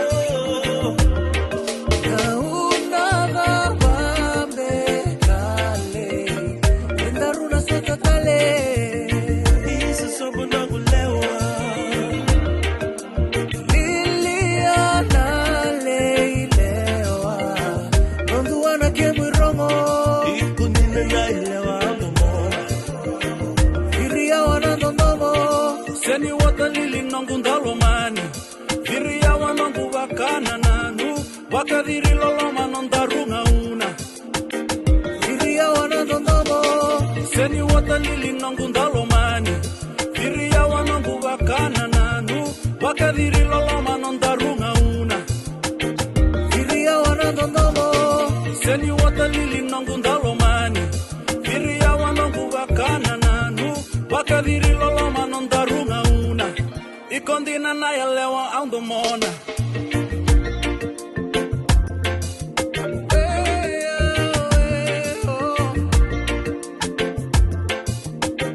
Viria wanando nomo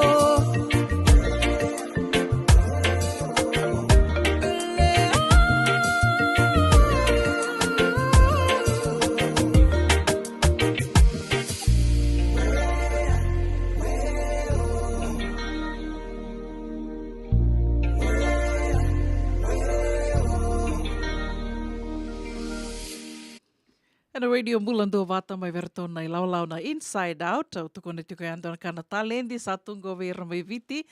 Vinaka wakalevu na wakaitavi tuko mai na kavi vinaka ni kua. Ni reta le tonga mengori sa mai tuko ngona nonda bulang into kai. Tala Paul tambulutu ni mbula vinaka mai Canberra, Nimbula vinaka mai mena matentu levu Amerika. Vinaka wakalevu na wangalala te ke mani mai ana ka vinikua ka raoni ke mami mai rongo i tala no tukina. No matabu wale ni radio Mbulando Vata na ka vinaka ni kua. Ker ngani berni indarungai tomani tigo nandorupe tal noa ke raoni o ningai wakamadala te ke mani mantanga.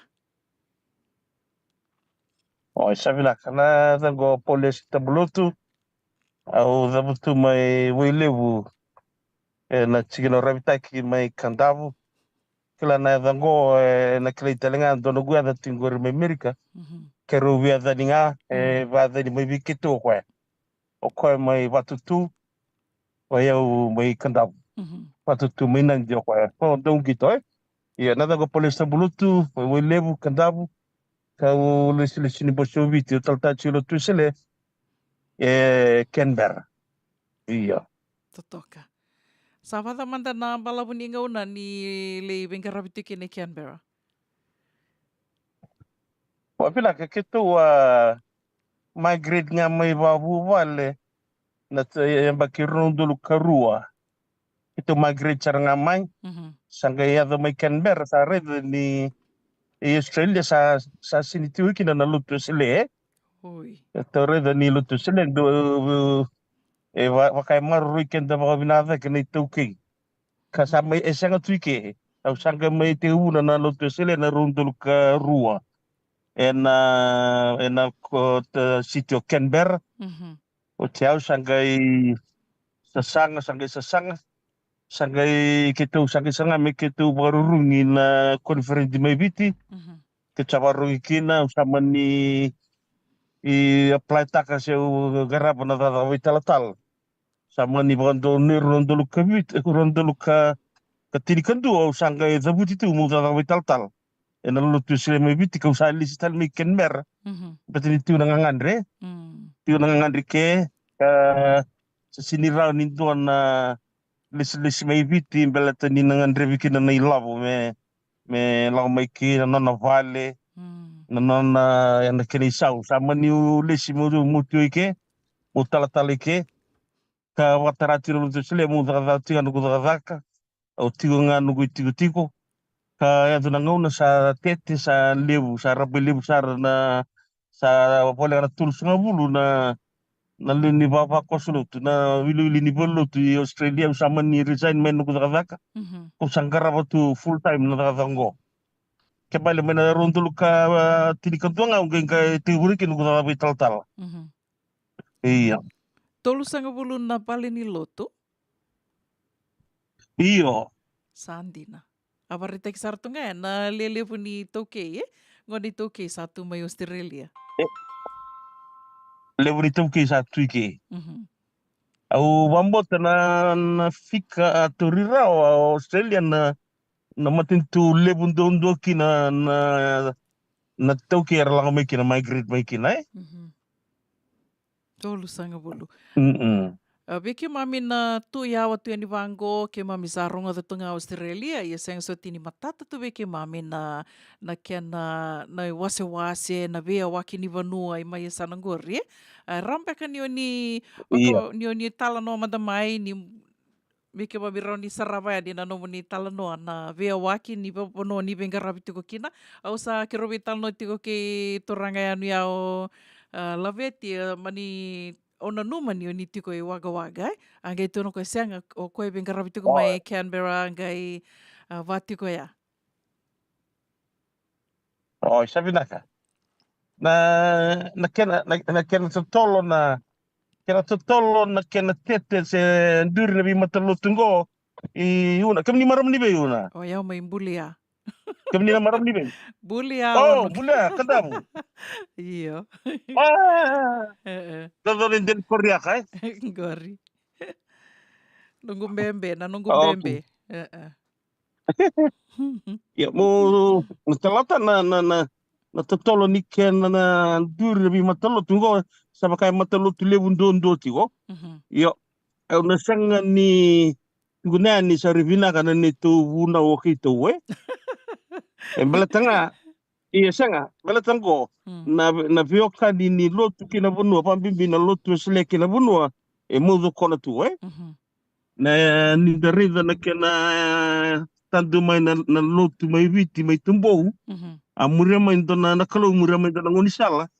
La kwa ngame kina na vi bu vale va turanga. Mai lau. O chat dia mai rewa. Roti ndeketi. Dia sara vada vuri balu. Nirto garabaya nirto liwi ke angai rora na kenan dia so bu na vi korokoro. Na vi korokoro na lotu. Na nandra wala na history ni wala tawango. 5 years after the missionaries landed in Tumbou, the whole of Fiji accepted Rokotalia as God. Rokotalia ya tuina utiwiluna Kebale ira ravigomo tungana lotu mbet salo tu mai turanga. Kona kilana kalo kilaitishu na zabana vagambota sebera. Sangai nondra zakazaka da italatala i revo vuli mena kurvuli lotu mersangale pamadalta kan gora pango na lutu ba Kristo. Iyo yana kena lutu na iwau na kaya mbete seranga ni diamai turanga. Kan dona bioka ni vina karu samai buzina to kana lutu sile ke irna vivu bale turang. Kasan rundru vike tu mikina. Take lo bang kontu na bunu anda vile dur bolu tu bambimbi mando kimamina lutu sile so ke lutu sile. Eterno tu bu. Ke sini lutu sile baka it doesn't feel comfortable with us. Dinanga nindina tu nabi matalo tu ken. Erbi matalo tu dina tu ya buta ki babinaka ya buta vici yo kenda na itauke. We kenda na itauke. Ke silo tu sile baka. Matar wai sel kon tal baby. Tal aike. Listimenta mo subit senga. Asa officer tua. Ikena ngono sanga me uzabuti kina mo tal mo lisli mo subiti. Ko sarge bi rongo dai. Sati untar lisli mo subiti me kenda. Batu ya kona totolo di kena toso. Ya migeza mai namba ki rosauti sa tolu tal ni tal. Koranga muria na same channel muria. Sarge teti kila bgale buni sa rongo sa chico Australia na lotu sele kavarurungi ila konferendi mai viti. Iyo. Ya pakau sandu tu tal da kuni rangatanga dio kente tu babuna nondra mai sanga. Babuna nondra mai mbeten dona logo. Tu sa kotera mai viti. Logo ni lotu sele. Ya nondo tu itabi da kuni mai wele. Da fata birire sar ka wela tai. Ke batu mai wele ti gongo dongana mata songo ni ngunengo na levu. Sigi levu. Iya, ko bani tala no ni nugu mai ti tawe butana lotu ki. Totoka.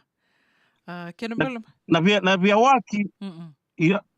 Mai? Iyo, ko ngangori Mai? o via kilanga se vakadava na via waki gai vakadava ira na sange ngoli Oi. tuku mengoa na buku ni neke na porokaramu ia e vakadava manda na duindui rakoteani na vivi sau e laki vakadava mbalet niu kilani o ni asali o levo rau toka na i tauke o ni toka rawa o te asanga ngo tambili talani ngo na ngoni tauke na kena sa vakarau rota ke ani nei lako e na neke.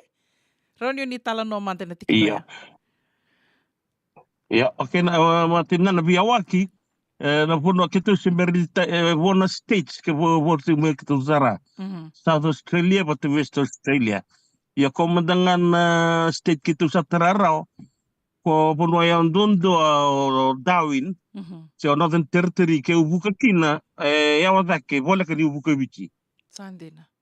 Dotalia Cairns, North Queensland ke ubuka kina e vola ka dake ni ubuka bichi ya o ni ubuka Cairns.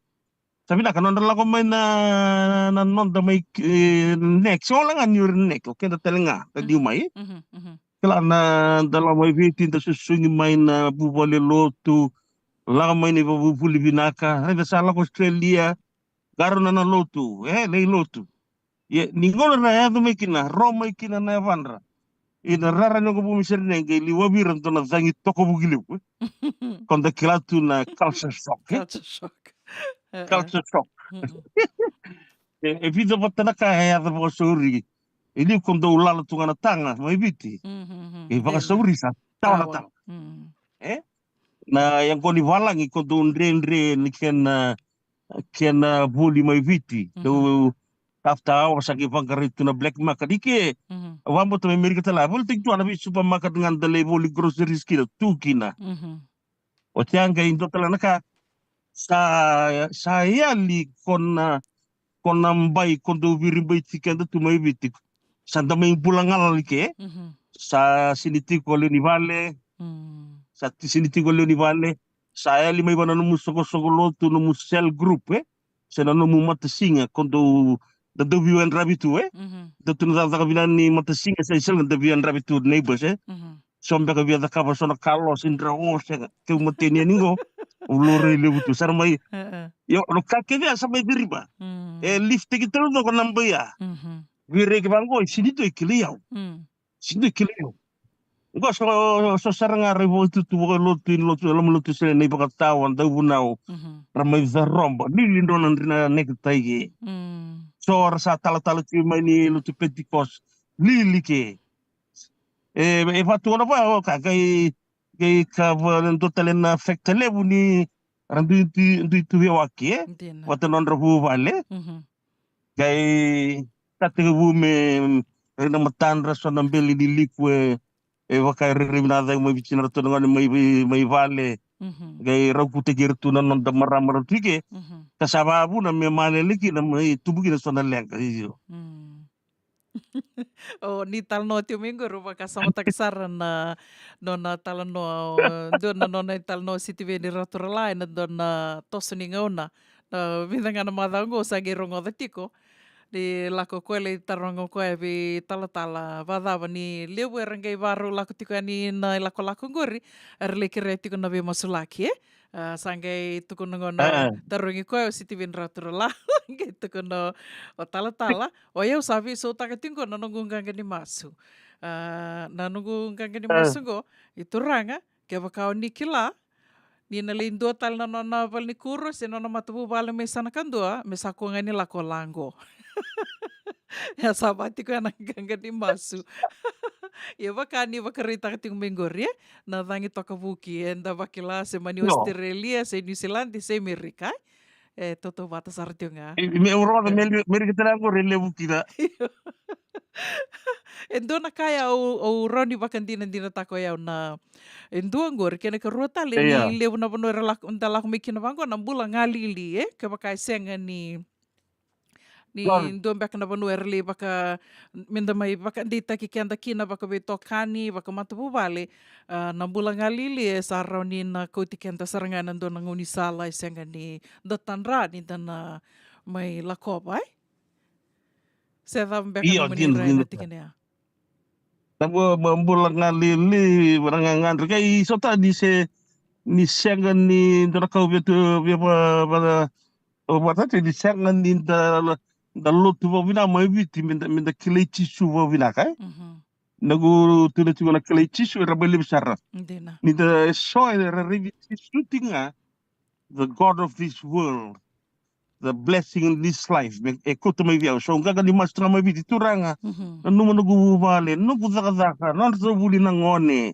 me rawa e to ngai ka e ni ngona red make in Australia kora kasar ngar do musula kaya Sama sara iso so tawa varida.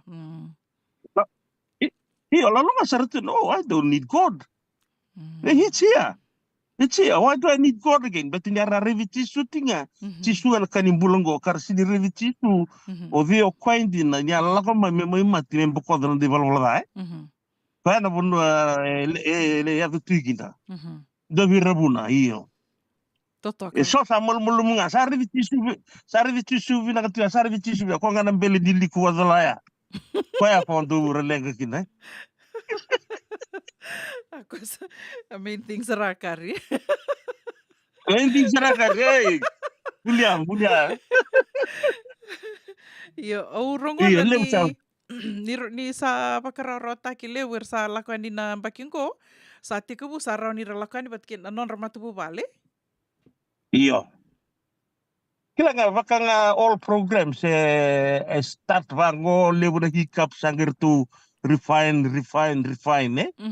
au ndo boita bi wale bun dona van semina meke mital tala ni bi matulu tu kim bingarav ka namatin tu sangai rongo damai sona watulu watu tu mo bi kimame na da yau sando no gu ker tu nga para matin tu me the quickest possible way me relako mai non review nan kwa ko be raw kenen ni mi to tirile bi na lengo Ili se te una program go after the years in they can join. Miguel lakuan na matabu bale. Yeah. Iya ke me ke visa na visa after 3 years ke makabinaka sangay zaka na nona visa na matubale sa ke lomai. Yang ko sangay bien dola babale Australia sangay invitation na criteria me merimita ko workers meron totolo mai kida na vitinani. Totoka. Iyo. Totoka bako. Tia na lako tika ningo re lebu tika na turanga se sabi tutu bata toka na wili turanga ke talanga na marama. Kora lako tika ni na program. Sanga lebu tika na turanga. Lebu tika na turanga. Berarti di lebu nga na taka ni turanga seng so tina taka ni marama.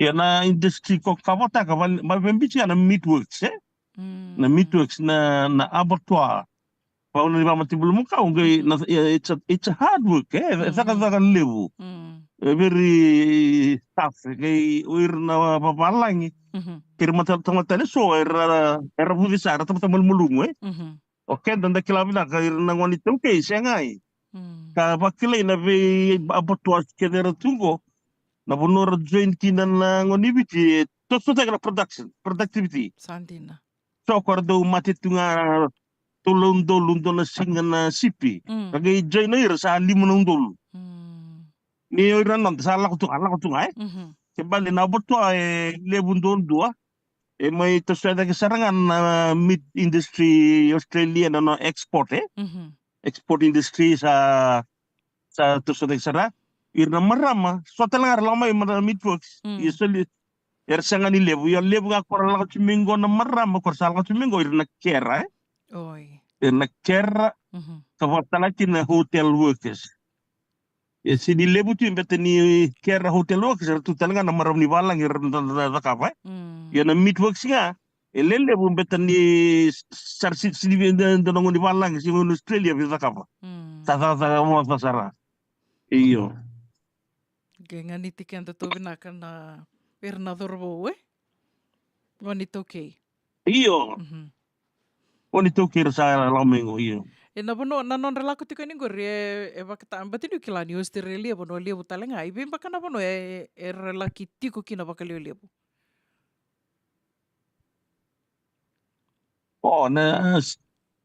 Na State-wise, so Victoria lebundundua. Ko Victoria ko na ken capital of Melbourne, eh? The New South Wales lebu. Victoria, New South Wales, Queensland, senga so. Ka do talenga ni wasinira lang may korwa trata na farm. Na farm, harvest. Ko Iran do seasonal nga na non lang seasonal workers, eh? Ya lebu nga ko ya in the eastern border. Soy pwede pa nung aratuki na nabotoas, eh? Sandina. Vena katotoka baka oti. Ia ndo talan baka nakau ni via tal no takamai me baleta na nomini benga rabi me sanangori o ira na nonda ngone sangole tu kani ndo nakau baka sama taka tumingo tal na bakini bula da wa ira laku tu kani gori mai na rosanga bulu early 20s kina vasanga bulu, 5 bulu, seda. Wadi waka sama taka ike na ni lewe lako mai waka bimbiti ko na daka ni turanga. Era ko sa waka pepa mai. Rao ni rao na non lako reli daka na panua ni waiwai so me waka teki Pennsylvania vaya. Ye waka itu nga na embaki ni bula enda kila se rani rali rawata na daka ai. Ndo ni kesa sibi toka na 5 bulu ya waka sa tarambibe ira. Senga soti ni ngani tira na daka ya. Dio bada man tamai sanangori na batanggali daka bangori na embaki lako tiko nikina. Embaki ni bula. Ike nakau kila ni 45 years maximum, eh? Sandina. 45 years. Ya kor sa tabil mengo ko bulo. Ko sa na sigo tingo sa to sa tinggal so indalo mo ibiti. Ono sanga Sa lima ko rendo titi. Iyo. Kito bi wali ta Rendo titi ko sa miki. Iya. Ya ando na lenga to to sana ko iti ko kim Endina. Iya na zana tu no social engineering, eh? Na non the misplaced taki. Se no menda relocate taki ndo na kauta mata ki ndo telefono. Ko sa ya tungo. Also it's not through war. It's not through war. Kan dari na ibola tambu na may liu kara bimbi may kina na Israeli mer tambili chipita. Beta na daw singale wa may chipita, eh? Rabu singa nakakan na sarman tambili chipita. Korle ave chil chipita li sarmani li ti tu sartikina bo visu. Already tigo same thing but maybe different means, different purpose na ni mamilang may ke.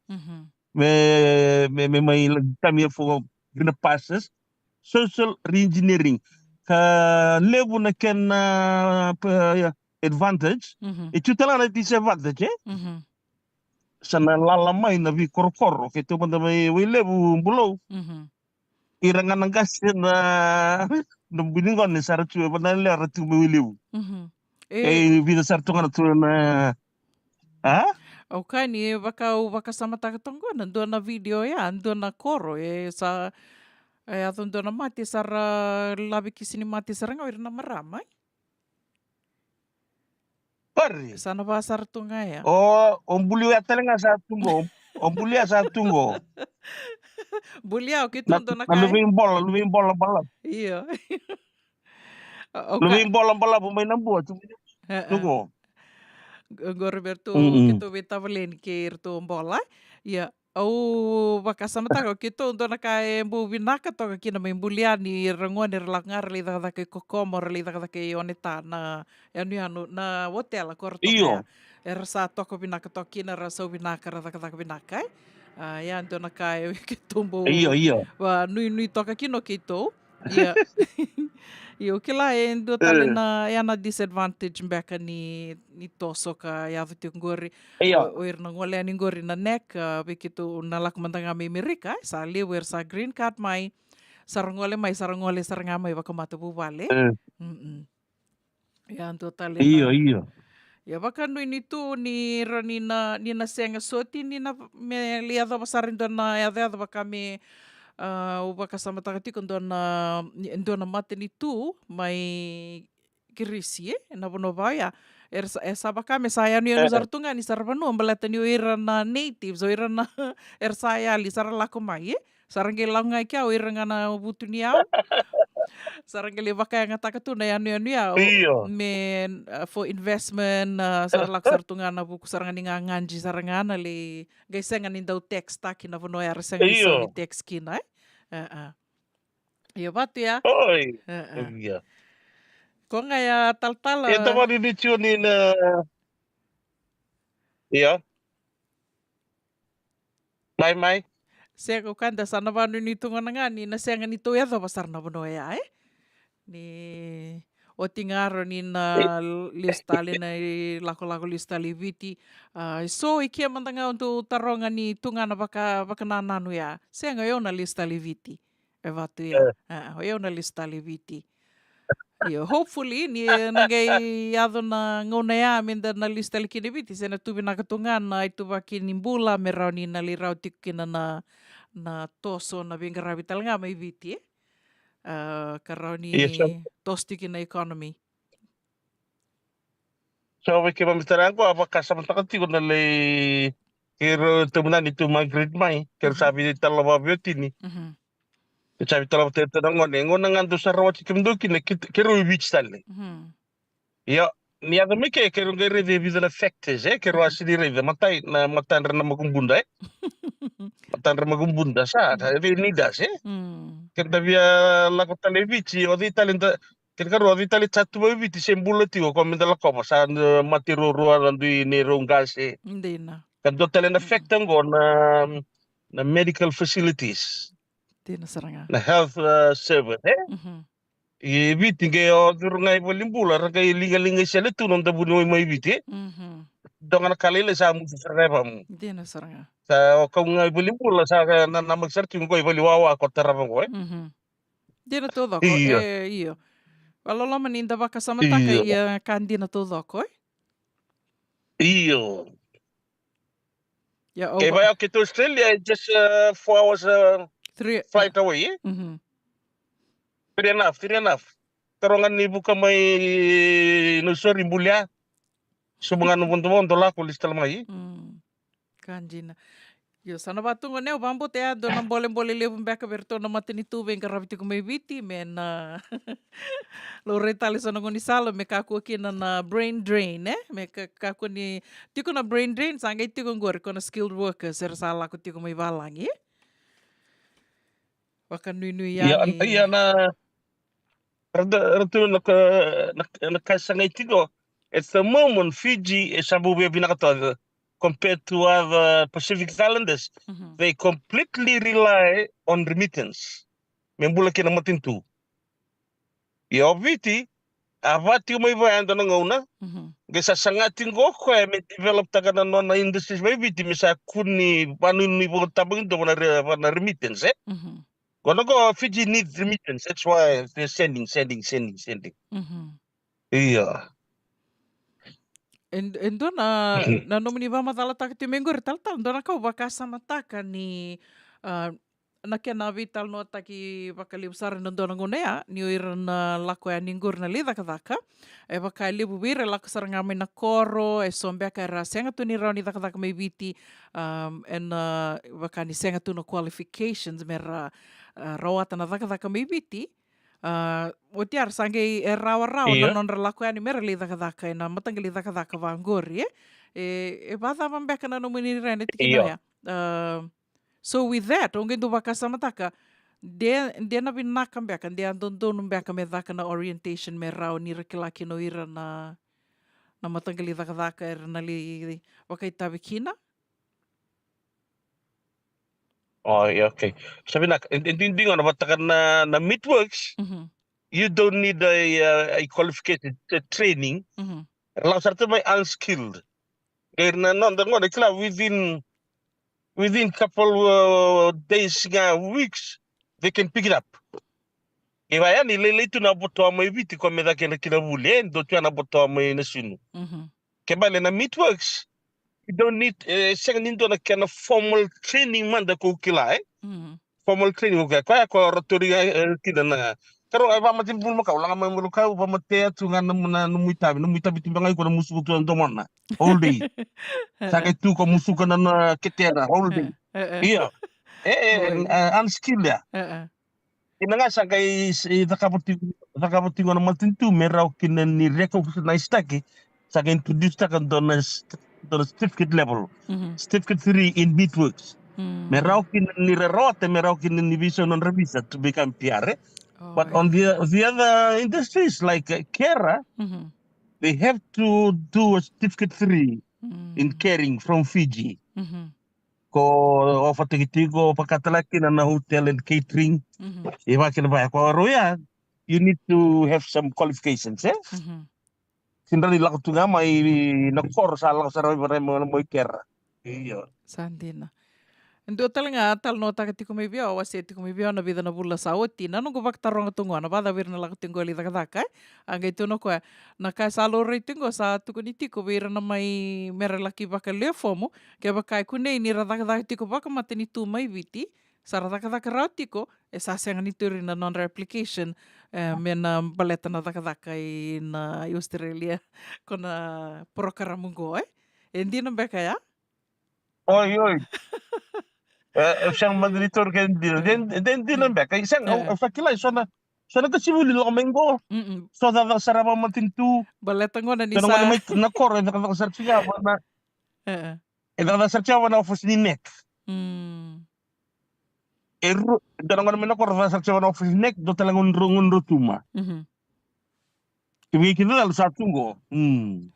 De sa ngay kindabi ngona ni rasa lako tigo mayo ir kar sambu daka rauta may biti kangandre na non rabi en na tos may biti ko ya sa tu ngon mo ko senga sa artong kay rango na matentu sa tu ngona ya ir na oir kar sa daka rauta ka baka matenitu ser sa daka binakatiko Ira mer esana senga ni bakataray mer na bagalefo mo na neke. Binaka bagalevo tal poliasi tambulutu do talembek na kaw ni via wase mai ni berni mai lawan on dorbital no ene kavinikua. Kang abi mortace ni siamo lenga ni kituro lutu silena vi matulutu keve kitu sa Vakati me Vitor Ligata kan lengang boy. Na lengang boy. It's a spiritual warfare. It's a spiritual warfare. Sa ngandri sarakin na matintu ke biasa sobara kari lavo no that's not the solution. It's spiritual warfare. Ka ngandri tunga na vi masulaki ka sabi aba mo taltunga ini na buno lebungor Amerika. Community ba San Francisco we? San Francisco yeah. Oh. Sa pa mo ni sa pa binawali pura nung nisulya ng ngauna bumay tabi bumay varoro rata tu na mutu program kanimaraw ando pinakati tu na itala no may na ve sa buru tali so menda may bulangot tikin na leni matu baling na radio bulan do bata vinaka bakalevu sa lolo matuyani bakan ni vinaka na do na bakibongo iya. Oh, Ivadengo. Sudah kemni. Sabanu ni binaka tu yani. Oh, bila boleh. Ni mau toka. Binaka. Naka maka. Damay bese matitiko ya tal poliasi tambulutu benga rabitiko na lotu wesele mai Australia kar venga rabisar tiko bakalibu beira na ngole tiko yani na buku ni programo na nek. Sampai botong ko itindi na miniti me ono na kaloko nonda bulangi kataraba damay Tondonu menda na sema tiko yani ka wakani tondonu menda tu abitala noa ni otina ba ya arto oso sa bakalilay sartong gay sema tiko mayengo na buku nga ni nonrto nambisi ni sina Skytrade International. Skytrade International dan vital no tiko kina ke ratu iferemi mbose raw and kavini kua o mambotan nonrto mbisi ni singo tiko mai Sacramento idakya. Gold tiko kina na nonrto bisinisi na wako yaya bisinisi ni wako yaya ka vakatel nga kina na kena Kau yani veira karabia o tataka na vi na kakane so. Kilana kena wakamatela lain tana gai rongoda ni na gai mei tal no tiko kina. Veira na caregiving we kenta na vinga rabi tua na vibono ni vinga rabi so.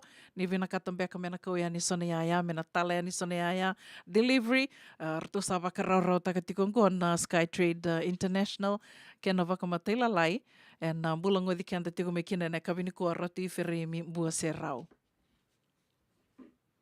Boleh benak ratu?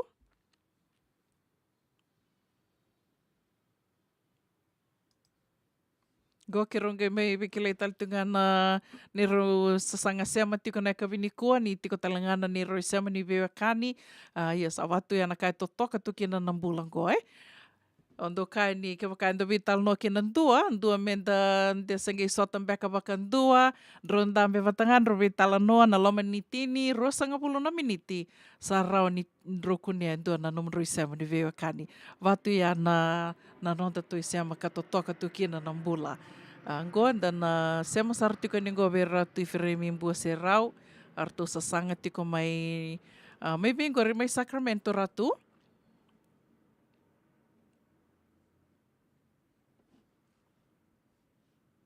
Yang boleh benaka.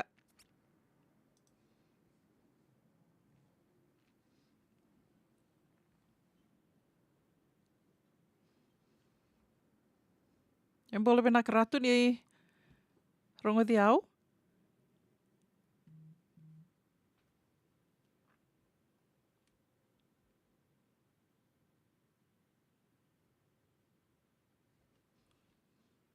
Wambuta te dua mandana daronga da mati vida na tuku ni beiboli ni ndawara ki koe toka se sasanga tiko maya and radio bulan do vata San Francisco sampai tonga vitu na miniti me ono na kaloko e ka vitiko ni lotu lebu na ikawani singa ni vulo chanue. Davu ikalawa kay Mrs. Titilia Naitini. Darungo di kinana vi ulu tanga bimbi. Kanda unrende na kana vi talono taki se usay ena matana lebu. Ulu tanga di toso kiliu. May boyong giti kan daw vela beti. Romoda ni 7 na tinamiti viti na may Singatu City, 7 na 5 na tinamiti na may Singamoniti Emerke. Na damu ikalawa kay Mrs. Titilia Naitini. Rongodan dundunga and radio bulan duma to San Francisco may kauti kanda batamay.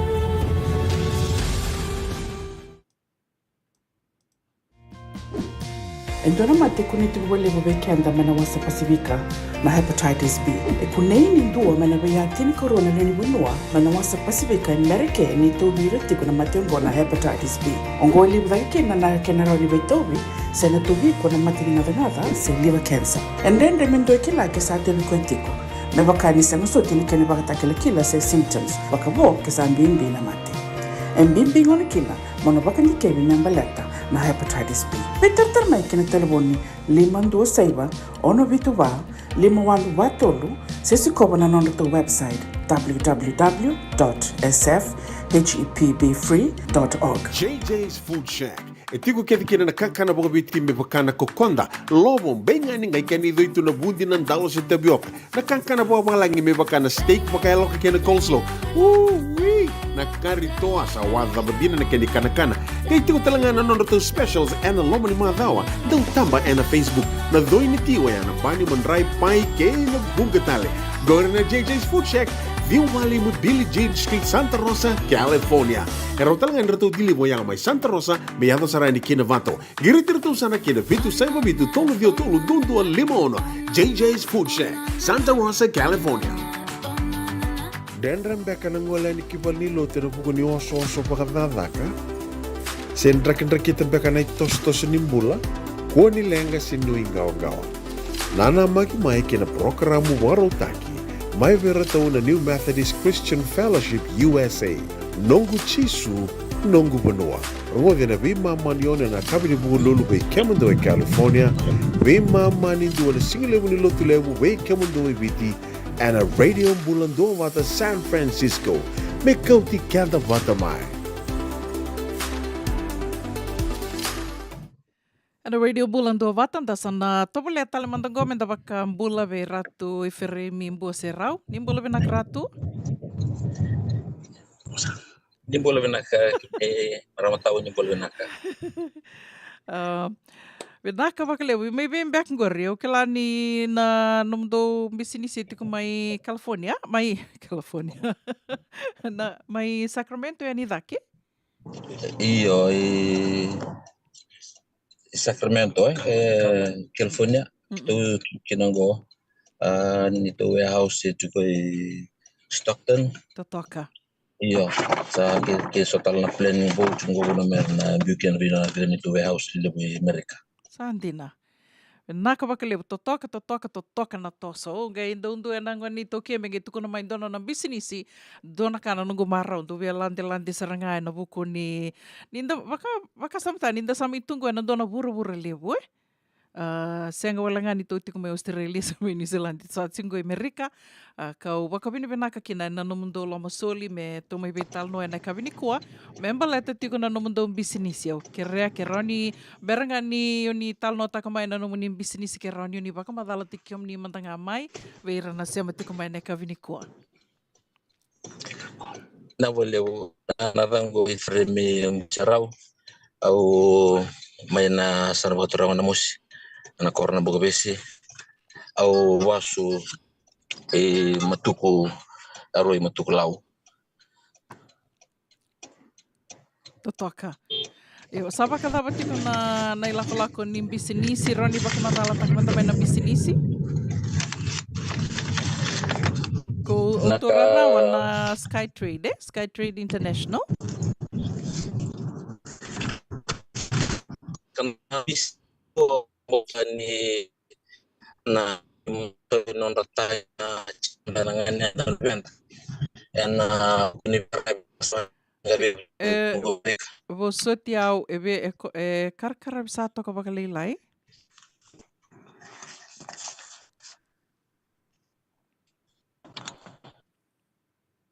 ya dada buka to ka bakalilai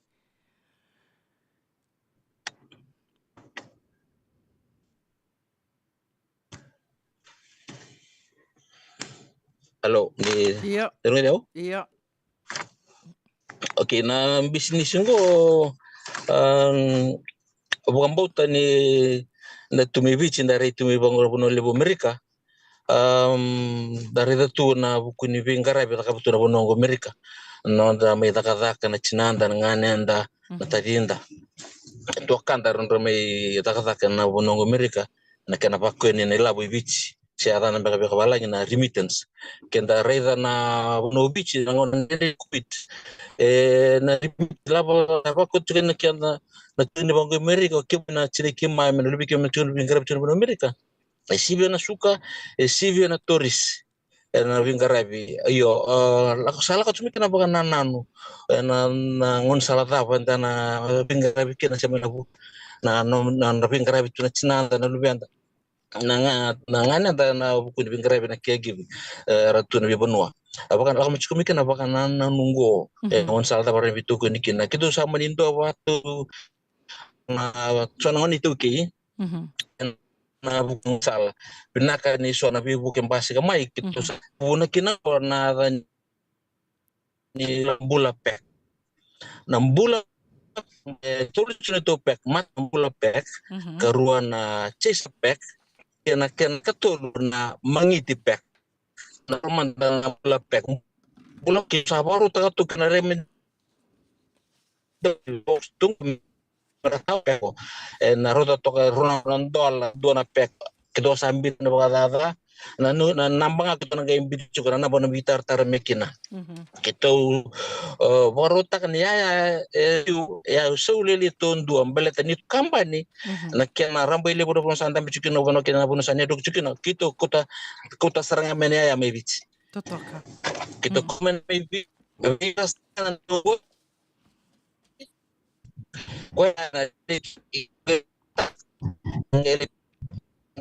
bukan ya mate perut Singapura itu sekolah sangat belum rambe kani do toso bakalilay tal nandona banua balete dada buka sarti nga may na oseanga ni rongo di kim ni binaka.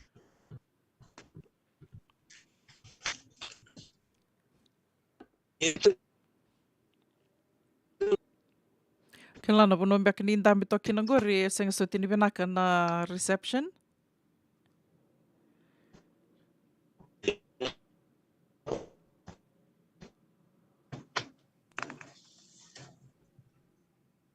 Alô? Iyo. Ni tereu? Iyo. Iyo, ko o kanisa runga de benaka? O runga de tonga na mbula pek na kia na matai ni Iyo. pek o ni e waka madhala takatiku mea na mbula pek o senga ni tura rawa e vida na kia ni sau na dava soti e tiko e na mbula pek. Okay. Tu manda obe pakam bula mandanga weekend na liwit na ngora nda opportunity ko ri pinuia. Na vi turang bal na vi marambal na bonovich da bo na ta na lo mene kulo sul sikan bula bi kilometer ndo biro ni ndo chugo maramata on sikan kuwa.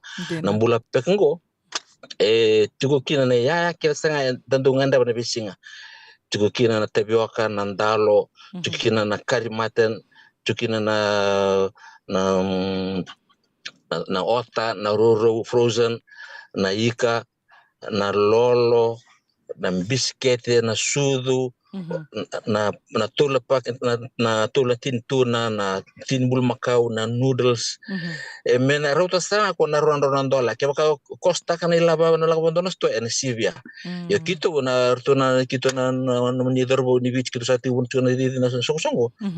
Kito deliver sarang aver na chinanda buno rabi ngarabe chukena buno caregiver chukena buno taba nga California ni tukan mai kito na adani kina kito na kota ni bikim na bula pek e runan rawngan dola kini saw yo kaba kani ngabe bina kata me sona kai bisaw to bitar tarang apa na telefoni bina kata me lutun dona o bina kata me butar me dona ka kito na bite da ke kito kita kata kin saw kito tukene ani we kenda na we bulbul mai san donu nga sa kosara satu nga ko gel tinga mai kita di bagay kita li drop ta kanila labu se keser nga on delivery ya na mateni pek na bula pek Totoka. So ni tukuna tiko ni tolu na pek Iyo. Bula pek ronan dola so na groceries so na kan tanto ngandra batu na bisinga dapat na karua ni pek. Okay, na karuni pek na chesa pek. Chesa pek mo na kandar dongun yang kuana sortu na bunor tukina rabengara tukina sinirendra me buli yang kuana sarita bunor buli kina. Kiturin bita na chesa pek. Chesa pek ilim sa bulungan andol. Dongana paunina yang kuana patakina loli na sona na bi na kasaranga bi na kata na keke na biscuit ko na ka kasaranga may vici korando banga taka chuk may vici kito na kota may Amerika kito buka taka may kito na kota saranga ni matani bale wala kito na limbita ni kina mani banga ta ilim sa bulan dola na chesa pek Totoka. Kan bale ronin do e oda taka may na bula pek vata kina chesa pek Doon bina. Yo, wakadama ni na ai sawa katalituk ngake na isaw ni beni sini se gaya bakataw. Na sunimbin sini sawa kat sartu ngai kya.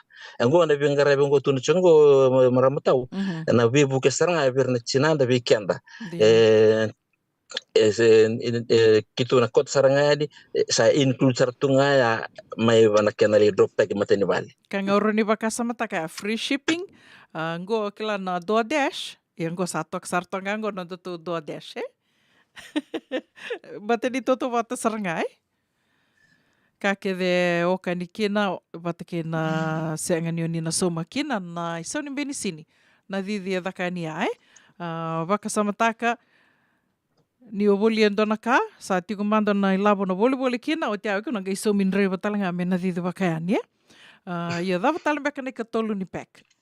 Maramataw na katulipek na klaw kena itu ki do ato chuka di punonda songo na taka sin sudu na somate so na baka mau na mangici pek ngo $500 Totoka. $500 ko na tanga tevia ko ni lebule chuka na sto welko sedenga ngo korsum kito ko ta wala kito ko sarama ber na famous maybe ke mambal na lele na so kito na sulia Sing kita boleh talaga na middleman siya talin kito likota man na middleman niki ko na product kito kapchengo kito buka taka may biti kito kota may berto na fama kito lembita may pektaki ya kito nge buka taka may kito kota sarili matani bale and mateni ba kita limbita kina kwa na 500 pek na buaka na tangan dalo tangan tavioka ron tangan tavioka dalo tunge nangi kata kya tange vital longakin na kajukin na kanga na dindikina elele ni sau kita limbita ni mateni bale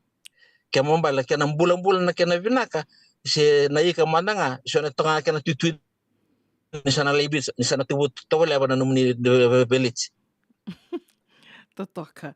Yo na ni kangor ni na buaka na buaka da be ge mi boli tanga ki na buaka sang ni ko yo na buaka ko sa kita terai ko sa dress tu betul ni lebur ker do ben katan songo waya se bisa meika se kau na kanga bibu ki lewa kita ka pachika sang tali radi na bisto merle bangaramai ko na tanga roro ko do ka chungo sa chuko tana ni tu ko me bona kita ndata me kina tanga roro gitu nambit serang rana kini sau oke pakai ndono musongo o sanga tali lenga na transport mo huba se rabatale mo kire ndo mi ongir nga mai ba nito 24 hour 24/7 hotline nitu bikito kito sana tatar nikina numuni lenga ngani wasya mai sanga tali mas baga paling pas kami baga bikito kito sa di baga sarangan na bono ngani chukumikina na bu na bingara bikito sana baga tar chukana bono libongo Amerika.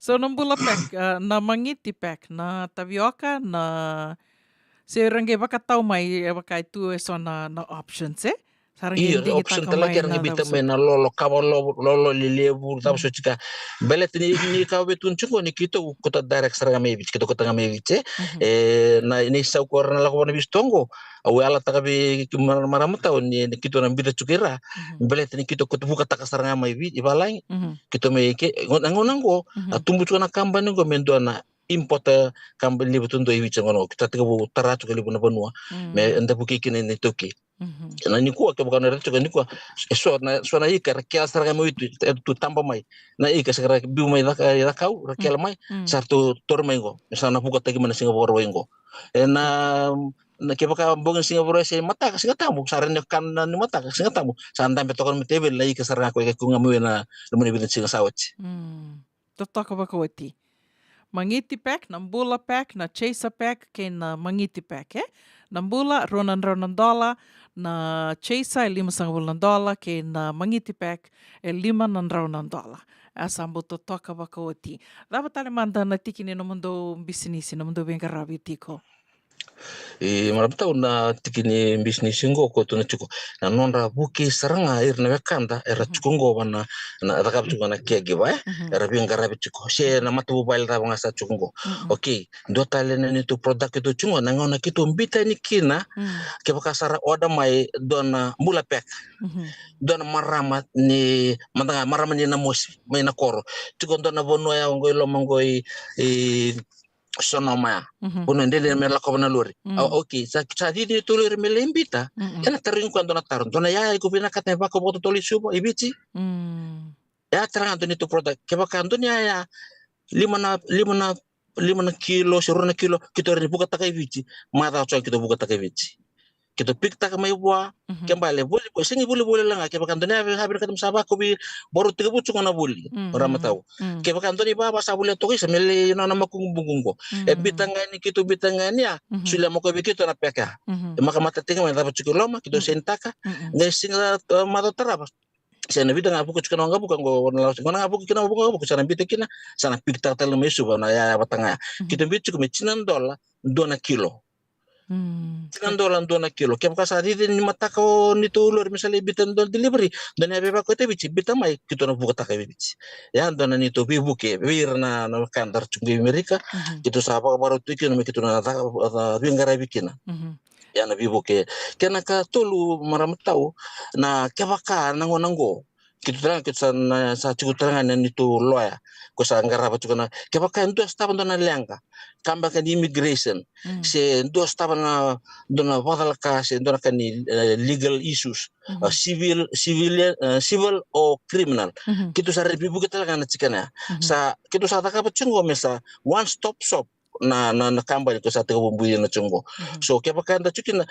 dondo na bono dondo ka sta tuwi mate mandanga tuwi mate ndi ndo ko dondo bono au marta marta matau ko ngasi fiau mai lenga ke ko caregiver tu ada benjelanga yo nandrendre la kaduru mutu kana caregiver na ngonongo au kambo tango sa non ranganga ni masu e vida na caregiver mai lenga tu bentu kina kepa kasar tu mai tu kito ningiri cikito mai anytime kito na sangani tu mutu to kama kito na bibu kan na bunu ni cumekina na namba pata cungaya Totoka waka woti. Gombeka waka rita kati ngo tau sange sauni masu sauni masu belateni kala na tobi mate manda. So era sa tobi mate tu senga ni rau ni relako mera libulia mena men roni mate se mera kuti ramandanga ibal ni bulai.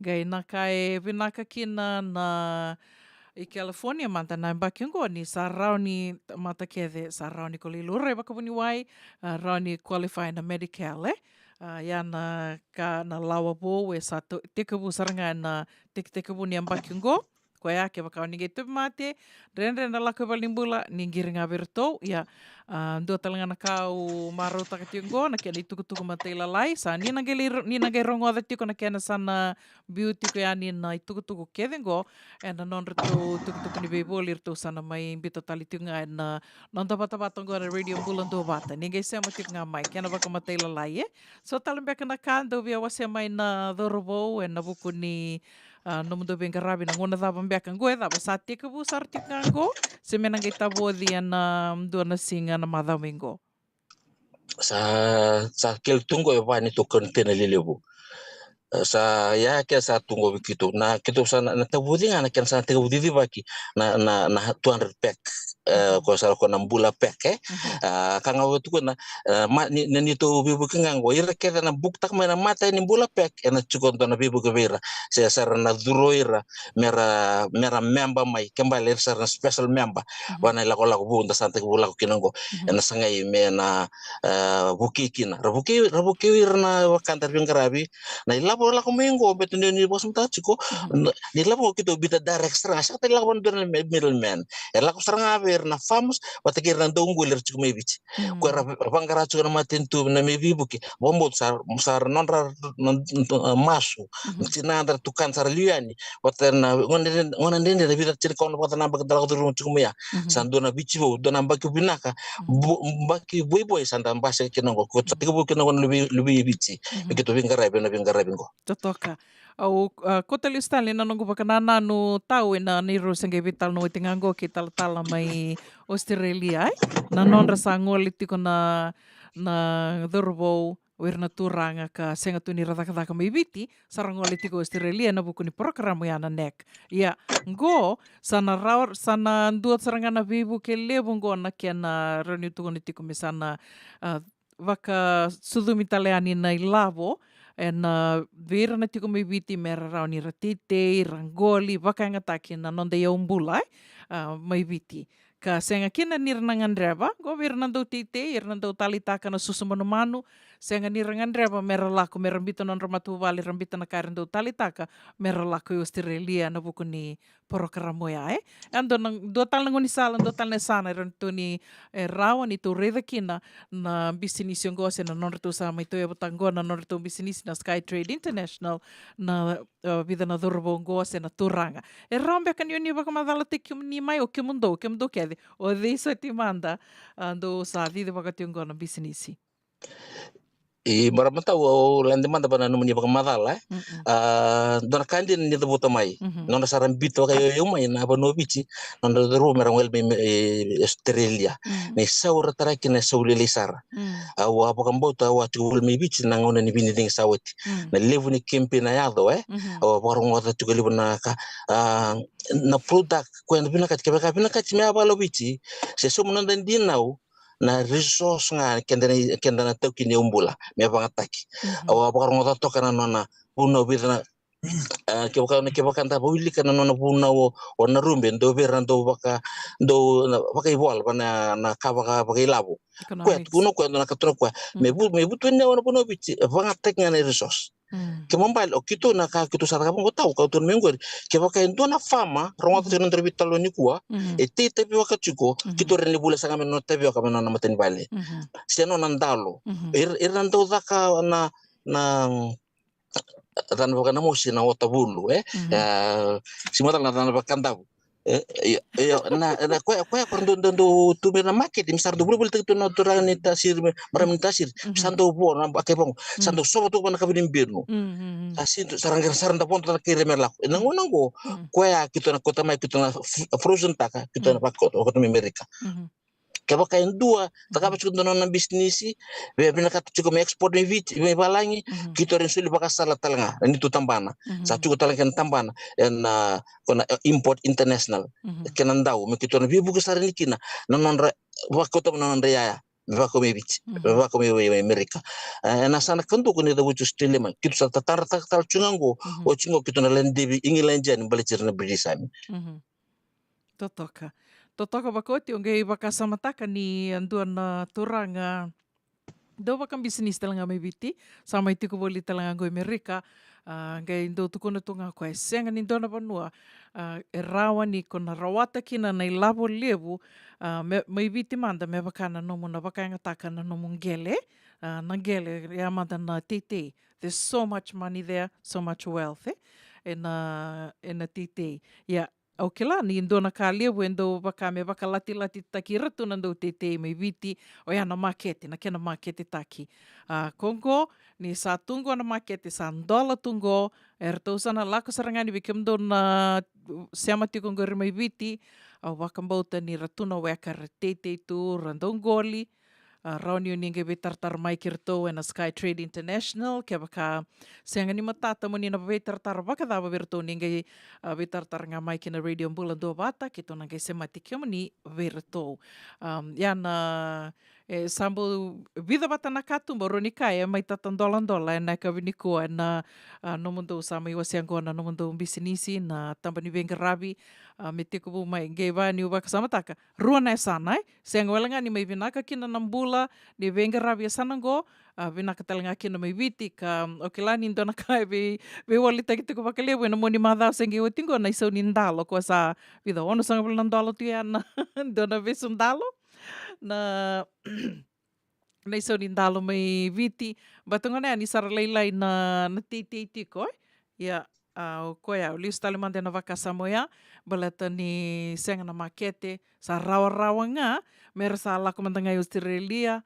bibalangin alak may balangin na buku ni kena may rawa ng bula bakilabo yang go sa $1 na makete kaya raunin do daka-daka do na titi may viti sa raunir to lako ani na trade to na Sky Trade International meron nili ko may na numundo yaw na numundo itay na ngoli may bolitaki ser may baka nga taka may rabokiti ko kinawira na tinandar may bingarabiti ko na panuali bungo Amerika awatar ti ko ani tao o di soti endo may budhi na ti ko na businessin ko. Iya tahu na ngonanggo kongor sana kito sana maro to komandanga. Baka sama taka. Eso erdo bati ko yo silent partner. Kan bal-bal bisa ti ko silent partner. Baleta ni kang usangan do kang kitungan ra na bi moslaki. Totoka. Kitungan ra na bi moslaki baleta ngonda na bi buke. De libuna turang arsinga taka-taka cuki Amerika ngonanggo. Ngonda ngon salta ni taka-taka. Na kabakangan sa na kita santi ko toso kina mi kita sa pagli butakan ni tu house ku santi ko panggara na delivery na sing kita takap tuna kita na lebi tango dena sarna tiga bola ko manan tangon meta kata-kata ki kata-kata ni kina dona kana lebu ni kila au sar tunggu Amerika quando do merda di bagi visu ko ngonongo kata-kata pa matin tutu sar mai tunggu ko na brain drain quando tukuna tu na bibonwa yung ko sanga brain drain mi Amerika tanga may utilas ta talike me baka binakatakin na bono bits meanga na nando tu sa miti ko yan Amerika binaka bakile taon do talbe kana kando be wase mai na kavini kuam ber ni may dava nando vital no yo mandanga sa ando kana nungu maru takatiko na weka sa mai ndarngoda na kavini kua go membaleta tiko na Mbula Pack, na Chaser Pack, wakatala kina na Mangiti Pack, e na kina wakamatila lai ni sema tio nga mai kina Radio Mbula do vata. Do talambe kana kani vewa sema itau? Ina kata ubo bina wale wakire kibu sucinga baleta kla na to bango Amerika sa tosto nga kirua di chuko na luri ngona to bikin na time to vitala no kwa man bebe tatawa kina boli lai na kan na bitarno iyo kito sa ba bino na boli sa tigurawa sa tandola na un sala meta bitarno kina nungu nambangan telefoni na 916 916 289 916 289 7098 namba nga ke baka ni sabi na kata sa bukta karo na numuni pack ningiri tikito may na force 50 au sa suliang go weekend na so force 50 and na suil tal sunga sona vakasi sona extra sona bodnis mana force 50 list ko kito na tarango ko rabita mata ni 5 kito na suil tal sona ka extra ko kito na maro baka binakina sana tigo sala kin na sama ni network nda sana may lakabata nda na baka bota kita nila ko lango nda na bito kwentaka numuni langa inito langa so kwa wang bot kito sa kira nga nabi moslaki nabi moslaki mbaleta na company to kita kito tigo nango libida nga nan to sa mechuko kito sa nangay tigo bisuri chuko mela ko mbaleta menda may toso bata nila ko lako kina sangay ko binata kina nambula may nonda baka bimbi non rangaray bichuko irna cinanda ngani da ko rabi ngaray bichuko ngalu chuko le remaro chuko may bichi dona kanan den le rostaba chuko bata na zaka na lave sing rara na may ngaray bichuko kina po Amerika na caregiver na mo libe ngaray bichuko ba iyo okito sa mita kapang gondar ngon sala sing kito okyanda anggo ko tunchungo na buoni masu ndos sa kito sa lingangan ni taka dondo yan mi kito na ngaray kito buki kyanda saranga kakana ngayon da mer kene tumebiti to na keneki nga na bukile bukito sa napagador chuko me weekend na nando talanga ka kito na ngasanga nando ngono kito nga bisuriti kina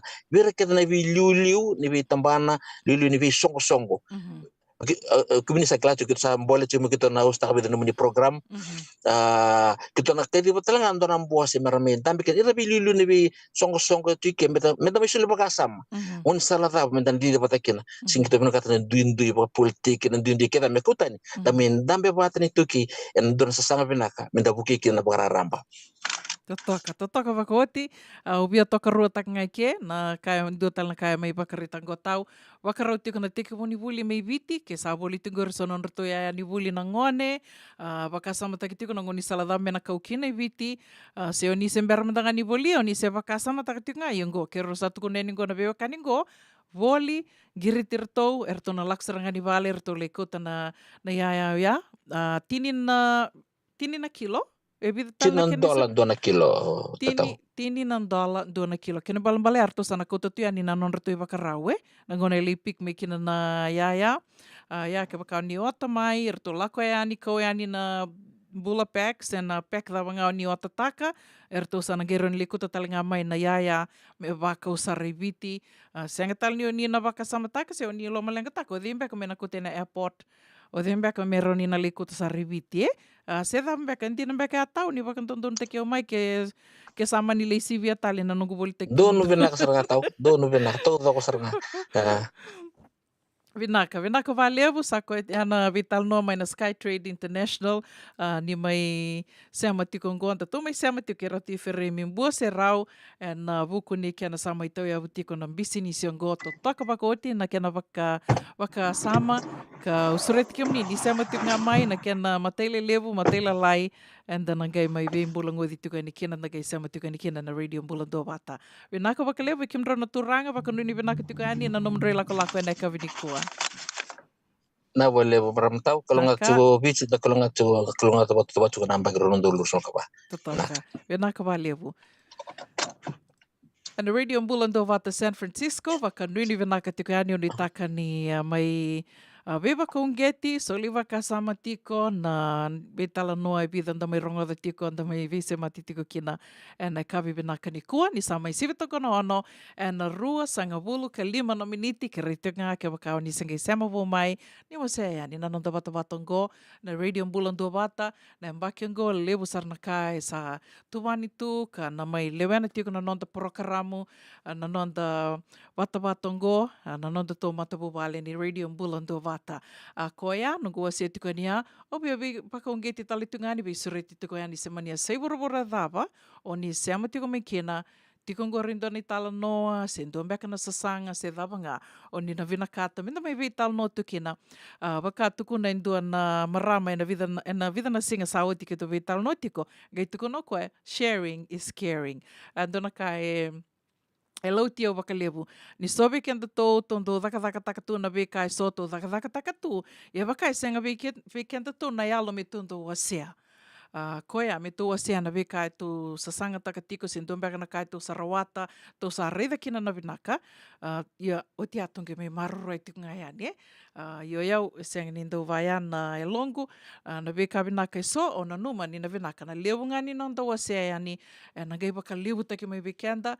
Kau ke la ni na vingona ke den dawa sendo na ka, whether it's information, se ndombeka na nonda iau e tiko, nda ngai vea wasea, ona buke kina indua tale na mbula, ndua tale na matabu wale. Sa se vitonga na ono e na rua sanga vula ka vitu na miniti, vinaka wakalevu na sema tiko mai ne kavini kua, au via waka mbula tiko ani, kiwe kiomni kede na sema tiko mai, senga mbeka ni ureitha rau tiko na idhamuni, ia senga na lenga, senga ni kene mbalimbali ani, senga ni na numi kiomni tiko ani, ne kavini kua, ano via waka mbula tiko ani kina vei e liki tuibuna ni bolo vinaka iliki vakanuni vinaka tikani na kavini kua se vinga na vano ni sema tiku me kina vakatal nga kina ve tomasi vakalolo bolo vinaka tomasi vinaka vakalevu na sema tiku mai na kavini kua au via vakambula talitu nga yani ve ndrua leilai vusoni masei vinaka na sema tiku mai ni se tiku mbek nga angori mai LA marama tau nui taka ni mbula vinaka tiko vakambula talitu nga yani ve na titi Mrs. Titilia Naitini vinaka vakalevu na sema tiko mai na e kavini kua vinaka vakalevu JJ's Food Shack na nomdo ando veto koni tiko mai ke na radio mbula ndo vata au vakambula talitinga ve Tomasi vakalolo nimbula vinaka vingana vono ni sema tiko mai kina na kavini kua ve kemdo talangana matabu vale ne talatala poliasi tambulutu na buku ni venga ravi vakaidori tingori mai Australia ve kemdo mai Canberra Wagga New South Wales wakanuni vinaka tiko yani vinaka vakalevu na venga ravi tiko tamani tiko nanda vakarongo sere na kavini kua and radio mbula ndo vata San Francisco me koti kenta vata mai Sai ko alenga senga tiko ni madala ni sarui vosa tiko ga endelani loku yara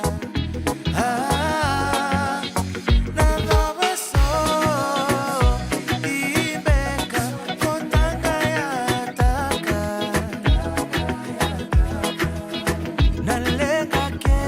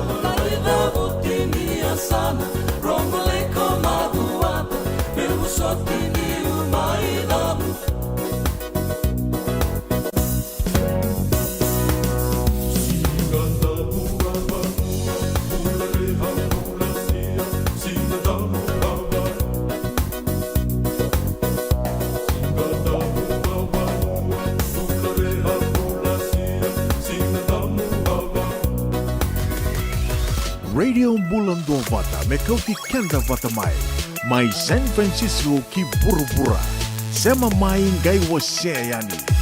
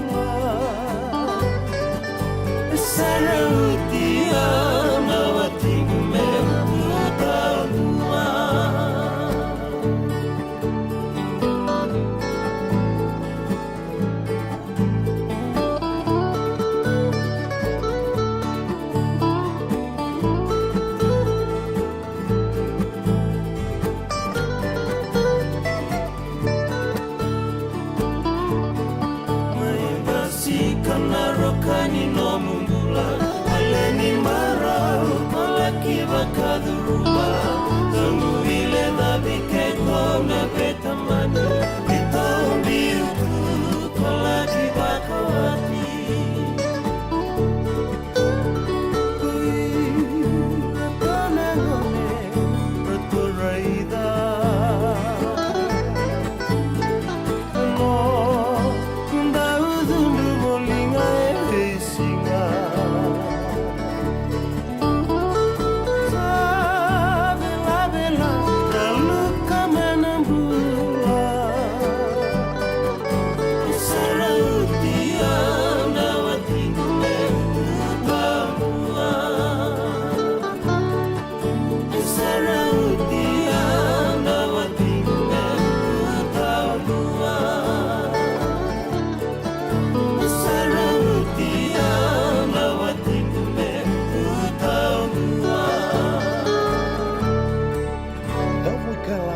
Mrs. Titilia Naitini, da rungo di kina na vi ulu tanga bimbi, kan da undrende ne kana vi talono taki se o se ena matana lebu, ulu tanga li tosa ki liu, vi bong gite kan da vela beti. Romovan di 7 na 3 meniti viti na vi singa tu city, 7 na 5 na 3 meniti ena vi singa moniti emerke.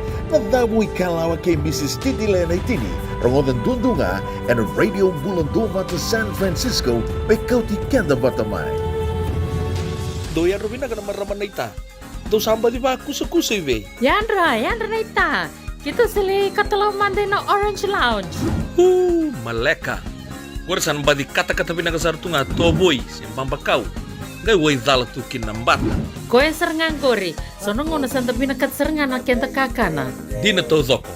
Kaya kita sana berata ini bagai singelebu, kita sana gali bagai kabi ngaya ni kena. Na Orange Lounge, katalaw bagai singelebu siya bagai kabi, baraw tayo ito bagai manggosang gayon totokan na buno ni kana.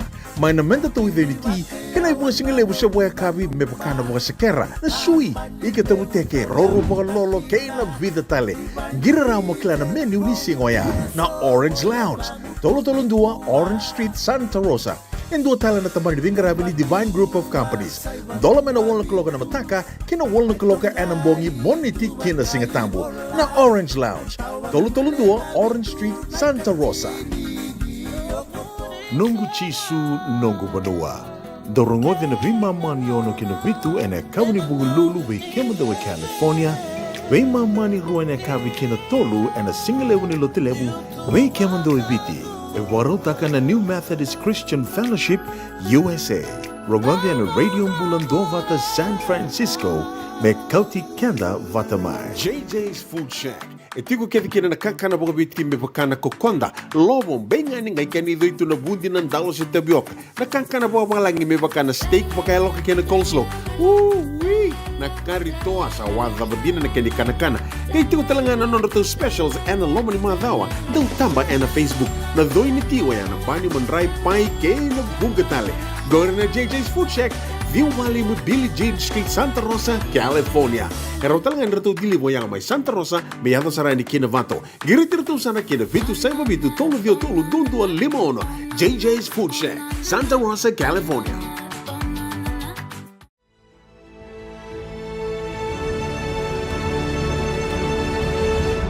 Onggon ay rongo may bala ni Songo and a radio Bulandova ta San Francisco. May kauti kanda vatamay. Pitanga na itukutuku ya dharati kumayan na nonda iwasiningo na ni rongo may bala ni Songo ene kabini kua matay nga doon na visuriti raramba tiko visuriti raramba may verto na Loloma Club. Verto na Loloma Club go kinandua na cover barrels and dapat tala mandana dali yo cover barrel Vietu ko na nangunusendi. Doon na cover barrel erto na vakay dorti na Loloma Club and na vakaruway sarangango na ikaono ni singa ni vulo January teko buti na 5 na kaloka na kavi 5 kinandua na kaloka na bongi levu kana vakay dorti ko na Pacifica Island Cover Bar o na Rua Vava Vitu 5 Mission Boulevard Haywood. Rua Vava Vitu 5 Mission Boulevard Haywood teko buti na 5 na kaloka na kavi tolu sanga vulu $9 na iduruduru $3 i duruduru o tianga e ke wakai kuna weli roti kari e a tini $1 na kena woli tak tikuna roti kari e na e a tini $1. E ana wakaroa i sarangango, non rito sasanga tiko ngā na Loloma Club, me rito na bebu ke tiko ke na vida na ngone wuli. So na ngone wuli e tiko mai mba, ngoa na non rito sasanga tiko me rito na bebu ke tiko vira na ngone wuli ea, e na buku ni waka rau ke na teke woni wuli. Tukutuk ngā katarawa, go na visure te raramba tiko, we kenda kede sara na wuli oti and na LDS College. Then Fiji LDS College, go na Fiji LDS School Alumni California Chapter. We kenda tue California, visure te raramba tiko yani, menda na laki sote yani na wakarombuka, na ikarusanga wulu ka ono ni singa, ni wulongo, wula January, na nonreto i tiko na saumbuli na yau. Mai na nonreto i tiko na saumbuli na yau, e na vitu, dhiwa, dua, vitu, 43rd Avenue, 7917 43rd Avenue, Sacramento. Dalaki sote ani tiko we na Pakakabi, e na vitu na kaloko, o te asa nangai wakaidori na mbose, ngoa me se matai, tiko ngai matai ni nondato sota. We sure te raramba tiko, goa be kentonga nangase, ke reitunga, meraka koni koe ni nangone. No kids allowed. For further information, ninge vetartarani ke serra mbal nangasau seo seli na saumbuli neau. Ro tiko talangai na messenger ro na marama e ruango. Gobe kenda kede sara na wuli oti and LDS Fiji College, gobe kenda to California. Fiji LDS School Alumni California Chapter, e na buku ngani waka tiko, ke na wakananumi ni ambaki 5 wakambauta, 5 ni korni wuli na LDS Church College.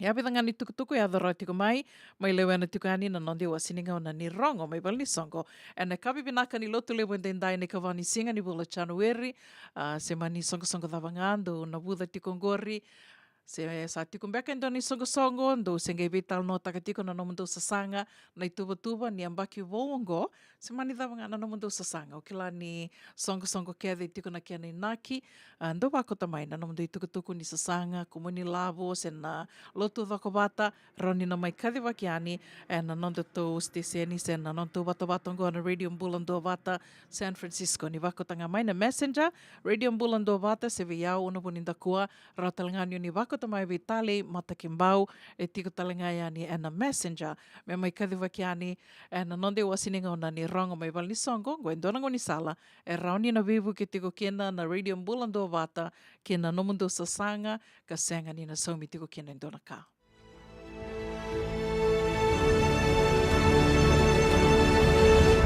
Ongo na rongo mai wala ni songo and a Radio Mbulando Vata San Francisco. Me kauti kanda vata mai.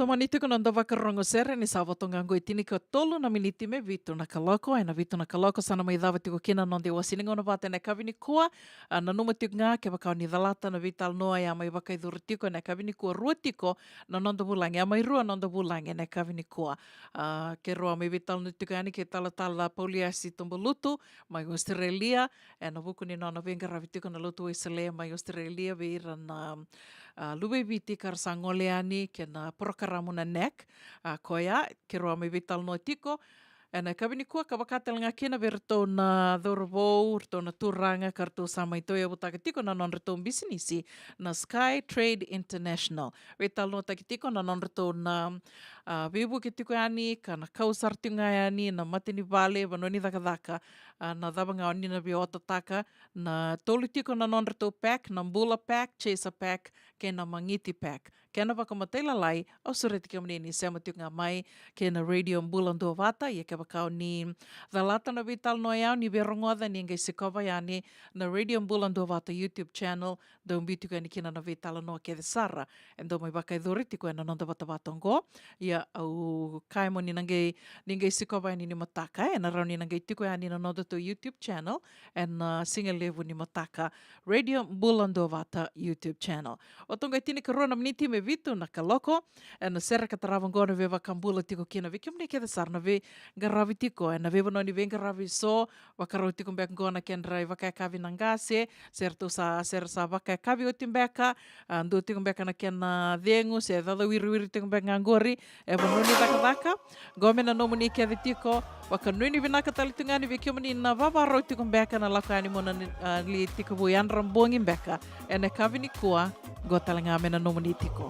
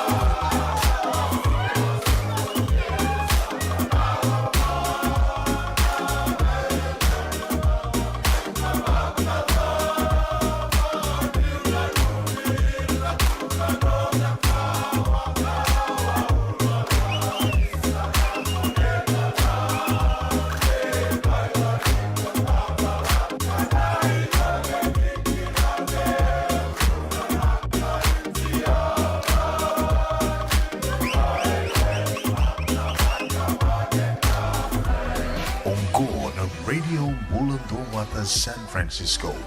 Mekauti Kanda Vatamai.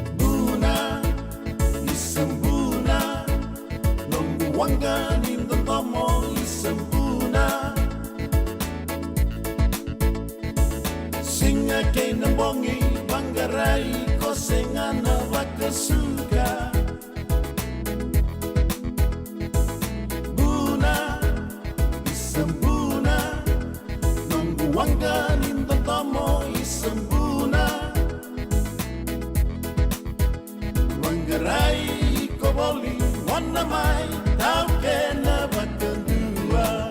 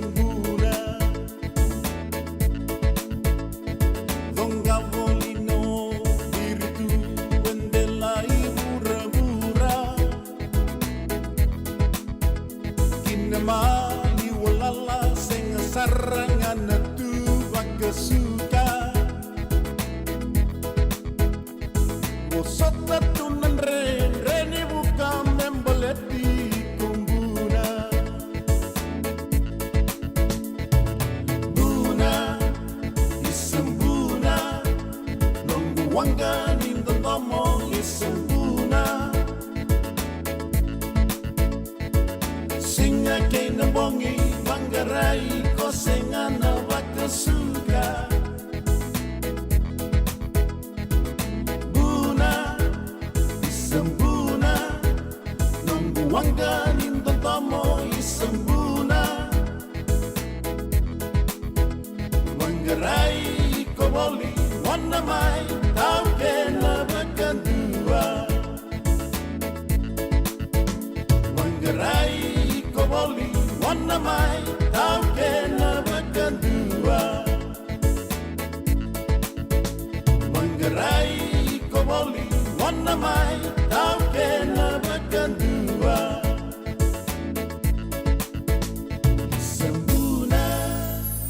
Toka nei tavi se roi ama ve Simoni wata levu ve wakamaru te kitugani kina ve kianda nei kawini lotu levu and dai ni ka wani singa ni vula January ia nai tala no talanga ia sana mai dawa tiko kina na non ngono wata e nei kawini kua ve naka waka levu na siama tiko mai ve naka waka levu na ndau ve toko ni tiko mai kina non da wata wata na Radio Mbulando wata San Francisco ke mani Gai o ni wa seto ngai ani na nanda tau wata wata e na ndua na vivu ke leu sara ke waka ni dhalata na vi porokara mo iso o sureti kamani ni ngai se mai ani se o ni ngai siko mai ani subscribe tali tunga ke na Radio Mbulando wata YouTube channel.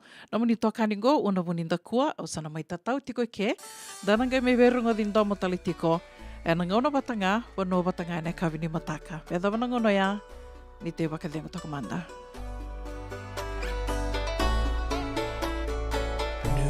Ignitions Production.